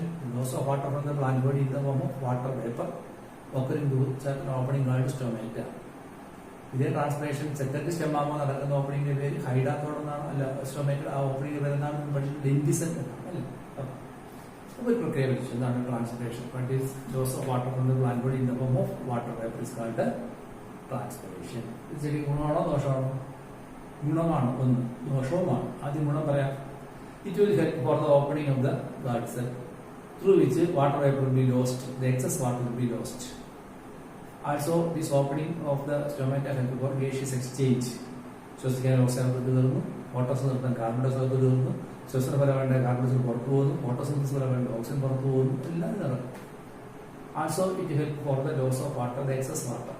ഈ ഒരു ഇലയിൽ നിന്ന് ജലം ആവിയെ പുറത്തേക്ക് കഴിഞ്ഞാൽ അത് ചെടിക്ക് ചുറ്റും തങ്ങി നിൽക്കുമ്പോൾ ചെടിയെ സ്വയം തണുപ്പിക്കാൻ സഹായിക്കും. Help for the cooling of the leaf. ചെടിയെ സഹായിക്കും, തണുപ്പിക്കാൻ സഹായിക്കും. അതുകൊണ്ടാണ് മരത്തിന്റെ ചുറ്റും നല്ല തണുപ്പുണ്ടാകുന്നത്. വലിയൊരു മരം 4 ടൺ ഭാരമുള്ള AC തുല്യമാണെന്നൊക്കെ പറയുന്നത്. ഇനി ട്രാൻസ്മിഷൻ നടന്നുകൊണ്ടിരിക്കാൻ കാരണം എന്ന് പറയുമ്പോൾ ചെടിക്കകത്ത് ഇലയ്ക്കകത്തുള്ള ജലത്തെക്കാൾ അന്തരീക്ഷം ഡ്രൈ ആയിരിക്കുമ്പോഴാണ്, ജലാംശം അന്തരീക്ഷത്തിൽ കുറവായിരിക്കുകയും ചെടിക്കകത്ത് ജലത്തിന്റെ സാധ്യത കൂടുതലായിരിക്കുമ്പോഴാണ് ജലം ആവിയെ പുറത്തേക്ക് പോകുന്നത്. ശരിയല്ലേ? അപ്പോൾ ജലം ആവിയെ പുറത്തേക്ക് പോകണമെങ്കിൽ അല്പം ഹീറ്റും വേണം, ചൂടും വേണം അല്ലെ. നിങ്ങളൊരു തോർത്ത് അല്ലെങ്കിൽ തുണി കഴുകി അശയെ കൊണ്ടിടുമ്പോൾ അത് ഉണങ്ങണമെങ്കിൽ അന്തരീക്ഷം ഡ്രൈ ആയിരിക്കണം. മഴക്കാലത്ത് തുണി പെട്ടെന്ന് ഉണങ്ങില്ല. ഇതേ തുണികൾ ഫ്രിഡ്ജിൽ കൊണ്ടുവച്ച് ഒരിക്കലും ഉണങ്ങില്ല. കാരണം എന്താണ്? അവിടെ ഹ്യൂമിഡിറ്റി കൂടുതലാണ്. ട്രാൻസ്പിറേഷൻ നടക്കാൻ 2 കണ്ടീഷൻസ് അവൈലബിൾ ആണ്. ഒന്ന്, the water content in the leaf is more than that of the atmosphere and also there must be need of the temperature. ഈ 2 കണ്ടീഷൻ ഉണ്ടെങ്കിലേ ട്രാൻസ്പിറേഷൻ നടക്കും. ശരിയല്ലേ? ഇനി വേറെ അവസ്ഥയിലേക്ക് തിരിച്ചു വരാം. ഈ പ്രക്രിയ രാത്രിയിലും ഇങ്ങനെ ജലം കയറിക്കൊണ്ടിരിക്കുമല്ലോ അല്ലേ. മണ്ണിൽ ജലമുണ്ടെങ്കിൽ ചെടിയിലേക്ക് കയറാൻ പകലെന്നും രാത്രിയിൽ നിന്നുള്ള വ്യത്യാസമില്ല. ചെടിക്കകത്തോട്ടും കയറിക്കൊണ്ടിരിക്കും. പകലാണ് ട്രാൻസ്പിറേഷൻ വഴി പുറത്ത് കളയാം, കുഴപ്പമില്ല. പക്ഷെ രാത്രി എന്ത് സംഭവിക്കുന്നു? രാത്രിയാകുമ്പോൾ അന്തരീക്ഷത്തിന്റെ ഹ്യൂമിഡിറ്റി കൂടും. ഇപ്പോൾ ഈ വൃശ്ചിക മാസത്തെ അടുത്ത വെളുപ്പാൻ കാലത്തേക്ക് അന്തരീക്ഷം വളരെ ഹ്യൂമിഡാണ്. അന്തരീക്ഷം വളരെ ഹ്യൂമിഡായിരിക്കുമ്പോഴും കാരണം ജലം ഇതിലേക്ക് വന്ന് കയറിക്കൊണ്ടിരിക്കുകയാണ്. അപ്പൊ ഇരക്കകത്തുള്ള ജലം ആവിയായി പുറത്തേക്ക് പോകത്തില്ല, കാരണം അന്തരീക്ഷത്തിൽ ഹ്യൂമിഡിറ്റി കൂടുതലാണ്. അത്തരം അവസരത്തിൽ ചെടികൾ എന്ത് ചെയ്യുന്നറിയാമോ, ഈ ജലത്തെ ജലമായി തന്നെ പുറത്തേക്ക് കളയും. അധികമുള്ള ജലത്തെ ജലമായി തന്നെ പുറത്തേക്ക്, ആവിയായിട്ട് കളയാൻ പറ്റത്തില്ല, കാരണം എന്താ, അന്തരീക്ഷം ഹ്യൂമിഡാണ്. That method is called guttation. Guttation. So what is guttation? Loss of water from the plant body in the form of liquid. Liquid ആയിട്ട് പുറത്ത് കളയുക, അല്ലാതെ വേപ്പറായിട്ടല്ല. അപ്പം അന്തരീക്ഷം തണുത്തിരിക്കുന്ന സമയത്തും ചെടിയിലേക്ക് ജലം പ്രവേശിക്കുമ്പോൾ ആ ജലത്തെ ചെടിക്ക് അത് പുറത്ത് കളയാനോ ആവിയായി കളയാനോ പറ്റില്ല. അതെന്താണ്, അന്തരീക്ഷം തണുപ്പാണ്. അപ്പൊ ജലത്തെ ജലമായി തന്നെ പുറത്തേക്ക് കളയുന്ന മെത്തേഡിനെയാണ് guttation. So what is guttation? It's a loss of water from the plant body in the form of liquid. നിങ്ങൾ ഈ വൃശ്ചിക മാസം എളുപ്പം കാലത്തൊക്കെ പുറത്തേക്ക് നടന്നു കഴിഞ്ഞാൽ ഈ പുല്ലിന്റെ അറ്റത്തെല്ലാം തന്നെ ഇങ്ങനെ വെള്ളത്തുള്ളി പോലെ ഇരിക്കുന്നതാണ്, അല്ലെ, മഞ്ഞുതുള്ളി, തുഷാരം നട്ടുപിടിക്കുന്നത്. ഇതാണെന്ത്, ഗട്ടേഷൻ തമ്മിലുള്ള വെള്ളം. So this is called guttation. Guttation നടക്കുന്നത് പ്രത്യേക ഓപ്പണിങ്ങിലൂടെയാണ്. ആ ഓപ്പണിങ്ങിന് പേര് ഹൈഡാത്തോഡാണ്. ഹൈഡാത്തോഡ് അഥവാ water stomata. Guttation is the loss of water from the plant body in the form of water vapor. It occurs through an opening called hydathode or water stomata. ഇതിൽ കൂടെയാണ് മനസ്സിലാകുന്ന പടമൊക്കെ കാണിക്കും. അതുപോലെ തന്നെ ഈ ഇലയുടെ അഗ്രഭാഗം ഞാൻ ഇങ്ങനെ വരയ്ക്കുവാണെങ്കിൽ ഇത് ഒരു വശത്തെ എപ്പിഡെർമിസ്, ഇത് മറ്റേ വശത്തെ എപ്പിഡെർമിസ്. ഇലയുടെ അഗ്രഭാഗം കീറിയിട്ട് വരയ്ക്കുകയാണ്. ഇതിന്റെ സൈഡ്, ഇത് സൈഡിലുള്ള മീസോഫിൽ സെൽസ്. ഇവിടെ ഒരു തരത്തിലുള്ള ലൂസ്ലി അറേഞ്ച് പാരങ്കീയമാണ്. ഇത് എപ്പിത്തം എന്നാണ് വിളിക്കുന്നത്, പഠിക്കാനില്ല. എപ്പിത്തം, ഇതിൽ കൂടെ ജലം ഇങ്ങനെ പുറത്തേക്ക് വന്നിട്ട് ആവിയുടെ പുറത്തേക്ക്. ഈ ഓപ്പണിങ്ങിനകത്ത് ഗാർഡ് സെൽസ് ഇല്ല, പഠിക്കാമെന്നില്ലെങ്കിലും പറയുകയാണ്. ഈ ഹൈഡാത്തോഡിന് അതോ വാട്ടർ സ്റ്റൊമാറ്റയിൽ ഗാർഡ് സെൽസ് ഇല്ല, ഒരു ഓപ്പണിംഗ് മാത്രമാണ്. ഇത് മിക്കപ്പോഴും ഇലയുടെ അഗ്രങ്ങളിലോ വശങ്ങളിലോ ഒക്കെ ആയിരിക്കും കാണപ്പെടുക. ഓക്കെ, അപ്പോൾ ഇതാണ് ഗട്ടേഷൻ. ട്രാൻസ്പിറേഷൻ വ്യത്യാസം വെച്ചേക്കാം. Loss of water in the form of water vapour is called transpiration. It occurs through opening called stomata. In second step, it occurs through the leaf sac. Where loss of water in the form of liquid is called guttation. It occurs through an opening called hydathode or water stomata. ഇനി പിത്തം ഞാൻ പറഞ്ഞു, that is a massive tissue found at the tip of the leaf. ഇതൊക്കെയാണ് പ്രശ്നം. അപ്പോൾ full pressure മുകളിലേക്ക് വെള്ളത്തെ കയറുന്നു വരാൻ സഹായിക്കുന്നുള്ളതിന് മനസ്സിലായാലും അത് മനസ്സിലാക്കും. ഇനി അടുത്തത്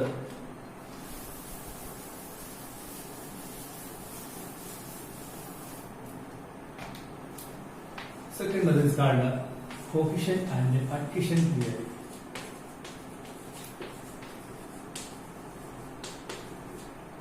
ഇത് ഡിക്സൺ ആൻഡ് ജോളി എന്ന രണ്ട് സയന്റിസ്റ്റ് ആണ് കൊണ്ടുവന്നിട്ടുള്ളത്. Dixon and Jolly.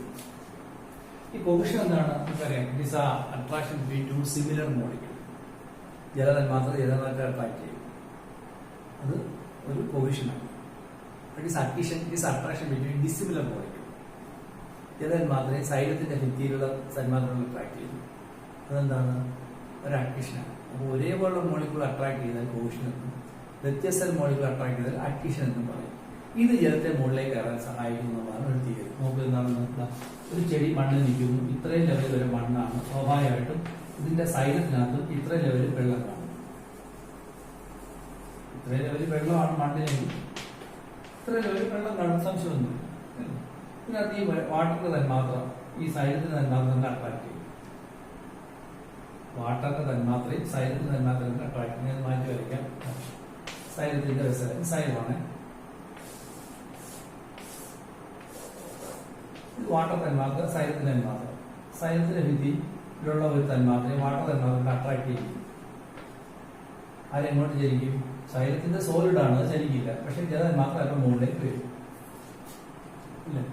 പക്ഷെ ജലതന്മാത്ര മുകളിലേക്ക് വരുമ്പോൾ അത് അഡ്ഹീഷനാണ്. പക്ഷെ ആ ജലതന്മാത്ര തൊട്ട് താഴെ ജലത്തോട് മുകളിൽ ധരിക്കും. അതെന്താണ്? കോഫിഷ്യൻ. ശരിയല്ല? അങ്ങനെ വരുമ്പോഴത്തേക്കും ഈ അട്രാക്ഷൻ കൊണ്ട് ജലത്തിലും ഇവിടെ പറയാം, സൈലത്തിന്റെ ഭിത്തിയുടെ തന്മാത്ര ജലതന്മാത്ര മുകളിലേക്ക് അട്രാക്ട് ചെയ്യും. അത് അഡ്മിഷൻ. അങ്ങനെ മുകളിലേക്ക് വരുന്ന ജലം മാത്രം താഴത്തെ ജലത്തിലൂടെ മുമ്പോട്ട് കൊണ്ടുവരും, അത് കോഹിഷൻ. അപ്പൊ ജലത്തിന് വരും. ഈ ജലം മാത്രം ഈ ഭിത്തിയിലെ സെൽ അങ്ങോട്ട് അട്രാക്ട് ചെയ്യുന്നു. അപ്പോൾ ഈ ജലം അങ്ങോട്ട് പോകുന്നു, തൊട്ട് അടുത്ത ജലത്തിൽ കൊണ്ടുവരും, അപ്പൊ ജലത്തിൽ വരും. ഇങ്ങനെ മുകളിലേക്ക് വരുന്നുള്ള തിയറിയാണ് cohesion and adhesion theory by Dixon and Jordan. അപ്പൊ ഇവിടെ എന്താണ്? Water molecule is attract by the xylem vessel elements. Xylem വെസൽസിലെ സെല്ലുകൾ അല്ലെങ്കിൽ മോളിക്യൂൾസ് വാട്ടറിനെ അട്രാക്ട് ചെയ്യുന്നു. That is adhesion. Since water is moving upward, it attracts the water below. Attract the water molecule from the lower side due to cohesion. As a result, water column will be rising upward. ഇതാണ് എന്ത്? Cohesion and adhesion theory by Dixon and Jordan. നിങ്ങൾ തോന്നുന്നുണ്ടേ അതിന്റെ ഫലമായിട്ട് ജലമുകളിലേക്ക് കൊണ്ടുവരുന്ന തിയറിയാണ്. ഇതൊക്കെ ഒരു hypothetical തിയറിയാണ്, prove ചെയ്യാൻ പാടാണ്. പക്ഷെ അതുണ്ട്. ഇതൊക്കെ ഇതിന്റെ എല്ലാം ഒരു ആകത്തുകയായിട്ടാണ് ജലമുകളിലേക്ക് വരുന്നത്. ഓക്കെ, റൂൾ പ്രഷറിന്റെ തള്ളല്, അഡ്മിഷൻ ആൻഡ് കോഹിഷൻ തിയറി, ഇനി ട്രാൻസ്പിറേഷൻ കൊണ്ടുവരാം, അതും പറയാം. Next theory called transpiration build ചെയ്യാം.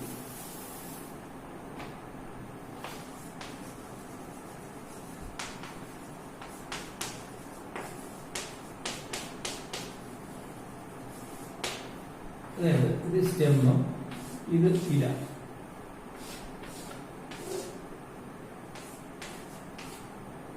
ഈ ജയിൽ നിന്ന് ജലം ആവിയായി പുറത്തേക്ക് പോകും. നമ്മൾ എന്താ പഠിച്ചല്ലോ, ഡ്യൂ ടു ട്രാൻസ്പിറേഷൻ.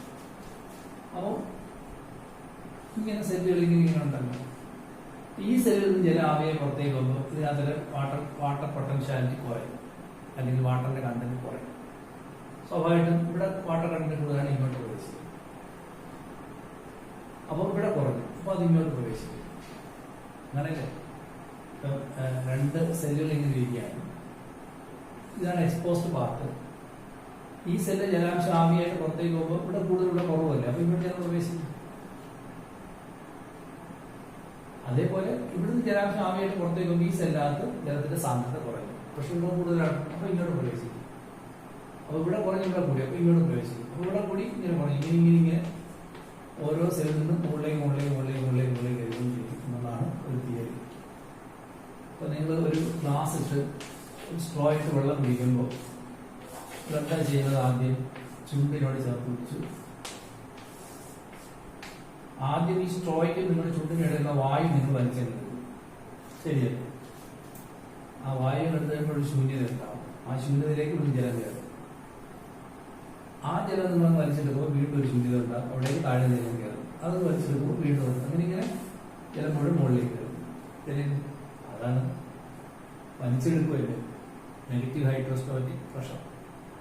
തള്ളി കൊടുക്കുകയാണെങ്കിൽ പോസിറ്റീവ്. റൂട്ട് പ്രഷർ ഒരു പോസിറ്റീവ് ഹൈഡ്രോസ്റ്റാറ്റിക് പ്രഷർ അല്ലേ, ഇതോ നെഗറ്റീവ് ഹൈഡ്രോസ്റ്റാറ്റിക് പ്രഷറാണ്, വലിച്ചെടുക്കുക. അപ്പോൾ due to transpiration loss of water outer from the leaf there will create a tension. അപ്പോൾ ഇവിടുന്ന് ജലാംശം പോകുമ്പോൾ അവിടെ ഒരു ടെൻഷൻ ഉണ്ടാവും, ഒരു സ്പേസ് അല്ലെങ്കിൽ ഒരു ശൂന്യത പോലെ ഉണ്ടാവും, ഇവിടുത്തെ പോലെ സ്റ്റോയിൽ എന്ന പോലെ. ആ സ്പേസിലേക്ക് തൊട്ടടുത്ത സെല്ലിൽ ജലം വലിച്ചെടുക്കും. അതങ്ങനെ എടുത്തെടുത്തെടുത്ത് താഴെ ഈ വലിക്കൽ താഴേക്ക് പോകുന്നതനുസരിച്ച് ജലം മുകളിലേക്ക് കയറിക്കൊണ്ടിരിക്കും. A tension is created in the vessel. It will be transferred through the xylem to the stem. As a result, water will be pushed upward. This is hypothetical theory. Transpiration theory. ഈ സ്ട്രോയിൽ എന്ന പോലെയാണ്. സ്ട്രോയിൽ നിങ്ങൾ വായു വലിച്ചെടുക്കുമ്പോൾ ജലം കയറും, അത് വലിച്ചെടുക്കുമ്പോൾ അടുത്ത ജലം കയറും. അതേപോലെ ഇവിടെ ജലം പുറത്തേക്ക് പോകുമ്പോൾ ഇവിടെ ജലം മുകളിലേക്ക് വന്നുകൊണ്ടേയിരിക്കും. ഓക്കെ, നിങ്ങളുടെ ഈ മണ്ണെണ്ണ കന്നാസിന് കുഴലിട്ട് വെള്ളം ഊറ്റുന്ന പോലെ, കുഴലിട്ട് വെള്ളം ഊറ്റുമ്പോൾ അല്ലെങ്കിൽ മണ്ണെണ്ണ ഊറ്റിയെടുക്കുമ്പോൾ കുഴലിനകത്തുള്ള മണ്ണ പോകുന്നതിന് താഴെ വേണ്ടി തരിക്കൊണ്ടിരിക്കില്ല. മണ്ണെണ്ണ കന്നാസിലൊക്കെ നിങ്ങളൊരു കുഴലിട്ട് മണ്ണെണ്ണ ഊറ്റിയെടുക്കുന്നപ്പോൾ മണ്ണെണ്ണ പോകുന്നതിന് താഴെ കയറുന്ന പോലെ ഇങ്ങനെ വായു ജലം പോകുന്നതനുസരിച്ച് കയറിക്കൊണ്ടേയിരിക്കും. ഇതാണ് ട്രാൻസ്പിറേഷൻ പുൾ. ചിലപ്പോൾ നിങ്ങൾ എങ്ങനെ ഡിഫൈൻ ചെയ്ത് due to transpiration a tension or pull is created in the mesophyll and that will be transferred into the stem. As a result, water will be pushed upward. That's called transpiration theory. മനസ്സിലായല്ലോ? അടുത്തത് capillary theory. Capillary theory എന്താ? Capillarity നിങ്ങളുടെ കയ്യിലിരിക്കുന്ന പേനയുണ്ടല്ലോ, അതിൽ മഷി തന്ന റീഫില്ലുണ്ട്. ആ റീഫില്ലെടുത്ത് വെള്ളത്തേക്ക് ഇടുക, ആ പേന എടുത്ത് വെള്ളത്തേക്ക് ഇടുക. നോക്കി കഴിഞ്ഞാൽ ഈ പേനയിൽ ഇത്രയും ലെവൽ വരെ വെള്ളം ഇറങ്ങിയിരിക്കുമ്പോൾ റീഫില്ലാതെ ഇത്രയും പോകും. എന്തുകൊണ്ടാണ്? റീഫില്ല് പേനയേക്കാൾ കനം കുറവാണ്. അവർ കനം കുറയും തോറും ജലത്തിന്റെ ലെവൽ പൊങ്ങി പൊങ്ങി വരും. ഇതിനെക്കാട്ടില്ല പഠിച്ചിട്ടുണ്ടല്ലോ. As a tube is very narrow, the amount of water will be rising, water column will be long lengthier. അല്ലേ? എത്രത്തോളം ചെറിയ കുഴലാണോ അത്രത്തോളം വെള്ളം മുകളിലേക്ക് പൊങ്ങിയിരിക്കും. ദിസ് ക്യാപിലാരിറ്റി. അല്ലെ? ചെറിയ കുഴലാണ് ജലത്തിന്റെ അളവ് പൊങ്ങിയിരിക്കുന്നതാണ് ക്യാപിലാരിറ്റി എന്ന് വിളിക്കുന്നത്. അപ്പൊ കുഴൽ ചെറുതാകും തോറും ജലത്തിന്റെ പൊങ്ങിയിരിക്കുന്ന അളവ് കൂടി കൂടി. ഓക്കെ, അങ്ങനെയാണെങ്കിൽ നിങ്ങൾ നോക്കിയ സ്റ്റെമ്മിനകത്ത് ധാരാളം മൈക്രോസ്കോപ്പിക് കുഴലുകളാണ്. സൈലം വെച്ചിട്ടുള്ള മൈക്രോസ്കോപ്പിക് കുഴലുകളാണ്. സ്വാഭാവികമായിട്ടും വെള്ളം വളരെയേറെ പൊങ്ങിയിരിക്കും. ഇതും ജലത്തെ മുകളിലേക്ക് കൊണ്ടുപോകാൻ സഹായിക്കുന്നുള്ളതാണ് ക്യാപിലാരിറ്റി തിയറി. മനസ്സിലായോ? ഇത്രയോളം പഠിക്കാം. So, since xylem vessels are very narrow microscopic tubules, due to capillary force, water will be pushed upward. മുകളിലേക്ക് ഇട്ടുകൊണ്ടിരിക്കുന്നത് തന്നെ നമ്മൾ ചെയ്യേണ്ട നാച്ചുറൽ തിയറിയാണ്. ഇനി അടുത്താണ് ടെൻസൈൽ ഫോഴ്സ്. അത് ഒരു ഗ്ലാസ് വെള്ളം എടുത്തു, ഇങ്ങനെ തുളുമ്പ് ഒഴിച്ചു കഴിഞ്ഞാൽ വെള്ളം ഇങ്ങനെ നിൽക്കും. കാരണം എന്താണ്? വാട്ടർ മോളിക്യൂൾ തരത്തിലുള്ള അട്രാക്ഷൻ. അതിൽ ടെൻസൈൽ ഫോഴ്സ് എന്ന് പറയുന്നത് തന്നെ. അതും ജലത്തെ മുകളിലേക്ക് കയറാൻ സാധിക്കും. കാരണം എങ്ങനെയെങ്കിലും വാട്ടർ മോളിക്യൂൾ മുകളിലേക്ക് പോയാൽ താഴത്തെ ജലത്തിനോട് വലിച്ചിട്ടുണ്ട്. ഇതൊക്കെയാണ് ശരിക്കും കാരണങ്ങൾ. So these are the 5 reasons behind the upward movement of water. ഇതൊക്കെയാണ് root pressure theory. Root pressure theory വളരെ ഇമ്പോർട്ടന്റ് ആണ്. What is exudation, what is guttation, what is transpiration, what is epithem, what is water stoma എന്നോ hydathode. Okay, then next one is transpiration pull theory. അതുപോലെ തന്നെ Dixon ജോളിയുടെ cohesion and adhesion theory. അടുത്ത capillarity theory, then tensile force. എല്ലാം തന്നെ വെള്ളത്തെ മുകളിലേക്ക് തള്ളുന്ന പ്രകൃതി പ്രതിഭാസങ്ങളാണ് എന്ന് മനസ്സിലാക്കാം.